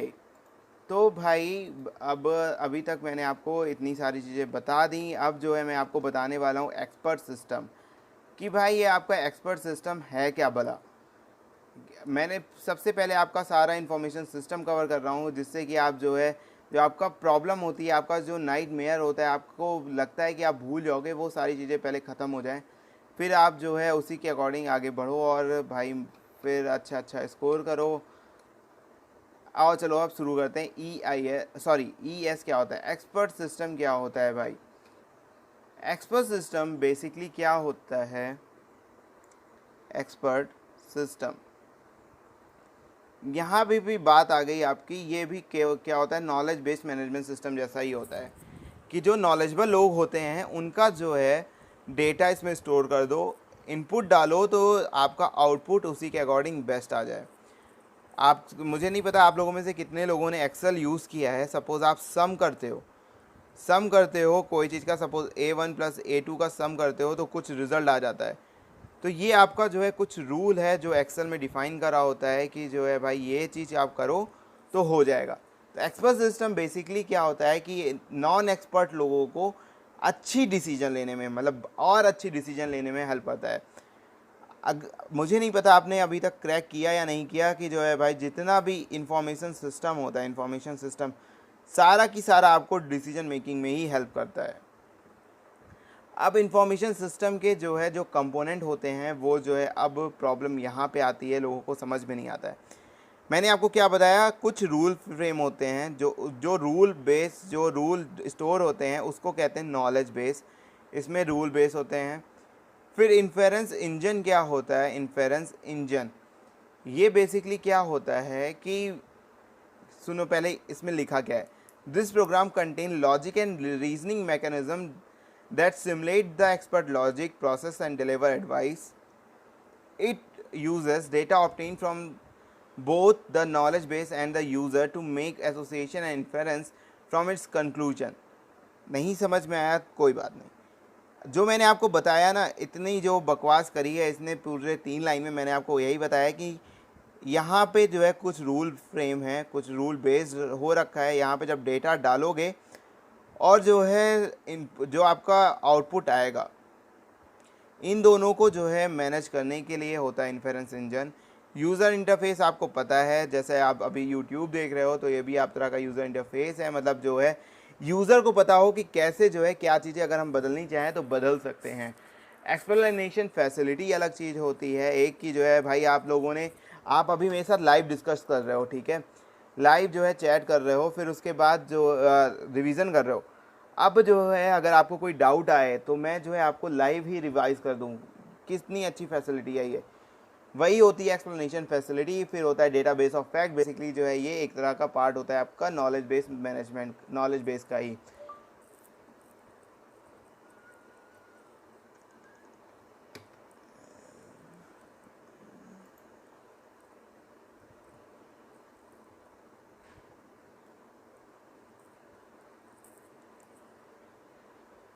अच्छा, मुझे लगा कि जो है भाई लाइव चैट बंद हो गई तो मैं वही चेक कर रहा था। लगभग आधा घंटा हो चुका है हम आपके साथ कनेक्टेड हैं लाइव। और अब बात करते हैं कि भाई ये आपका जो मैंने BI बताया था, business intelligence, business intelligence basically क्या होता है आपका। बिजनेस इंटेलिजेंस पहले समझो कि होता क्या है, फिर उसके जो टूल्स हैं आपको समझ में आ जाएंगे। बिजनेस इंटेलिजेंस क्या होता है, जो डेटा है इसके इंसाइट्स निकालता है, इसको प्रोसेस करता है और जो है एक टेबुलर फॉर्म में रिपोर्ट वगैरह बना के आपको दे देता है, जिससे कि आप जो है अपना डिसीजन मेकिंग अच्छा कर सको। तो इसके कई सारे टूल होते हैं, सिंपल रिपोर्टिंग एंड क्वेरिंग क्या होता है बेसिकली, ये आपका डेटा वेयर हाउस होता है। यहाँ से जो है आप एक्सेस करते हो, ETL लगाते हो, एक्सेप्ट ट्रांसफॉर्म और लोड लगाते हो, और आप यहाँ से जो है अपनी इंफॉर्मेशन एक्सट्रैक्ट करते हो। फिर एक आपका जो है आगे का टूल होता है डैशबोर्ड। डैशबोर्ड क्या होता है, आपने कभी जो है मुझे नहीं पता आप लोगों ने पता नहीं देखा हो कि नहीं, आपका एक डैशबोर्ड क्या होता है कि आपका कुछ ऐसा अरेंजमेंट कर दो आपका कि आप केवल इतनी सी चीज़ देखो और आपको पूरा की पूरा आइडिया पड़ जाए, मतलब एक बहुत ही बेहतरीन और पिक्चर टाइप की चीज़ और आपको समझ में आ जाए। इसकी मेन पॉइंट है tell me a lot of thing but without too much efforts. फिर एक होता है score card. Score card basically बनाया जाता है आप लोगों का कि जो है आप लोग अच्छा डिसीजन ले सको। एक तरह से आपका जो है माइलस्टोन होता है आप लोगों का। मैंने इस वीडियो में केवल CBS कवर नहीं किया है, वो आप लोग खुद कवर करोगे, ठीक है। तो भाई चैप्टर 4 का रिवीजन लगभग ख़त्म हो गया आप लोगों का। कैसा लगा हो आप लोग मुझे ज़रूर बताना कि जो है भाई कैसा लगा वीडियो, आपकी मैं हेल्प कर पाया नहीं, आपको समझा पाया नहीं। बेसिकली जो है आईटी में जो है भाई याद करने का सारा फंडा होता है भाई। अभी भी बहुत कुछ हो सकता है प्रांशुल भाई, बस पढ़ना शुरू कर दो। मैंने जो है दे दी, आप दे दी चैप्टर 4 की वीडियो, चैप्टर 5 की आईटी की वीडियो, चैप्टर 3 की कुछ पार्ट दिए हैं, ठीक है। आप अब रेफ़र कर लेना। तो दोस्तों इस वीडियो में इतना ही था। एसएम के रिवीजन के लिए मैं आपके साथ जुड़ूंगा शाम को 5:30 बजे के बाद, ठीक है। सारी वीडियोस देख लो, आपको समझ में आ जाएगा। अगर आपको लगता है स्पीड स्लो है तो 1.25 पे देख लेना, और जो है आपको सारी चीज़ें समझ में आ जाएंगी। एसएम के लिए मैंने डाल रखा है चैप्टर नंबर 6 की रिवीजन वीडियोस।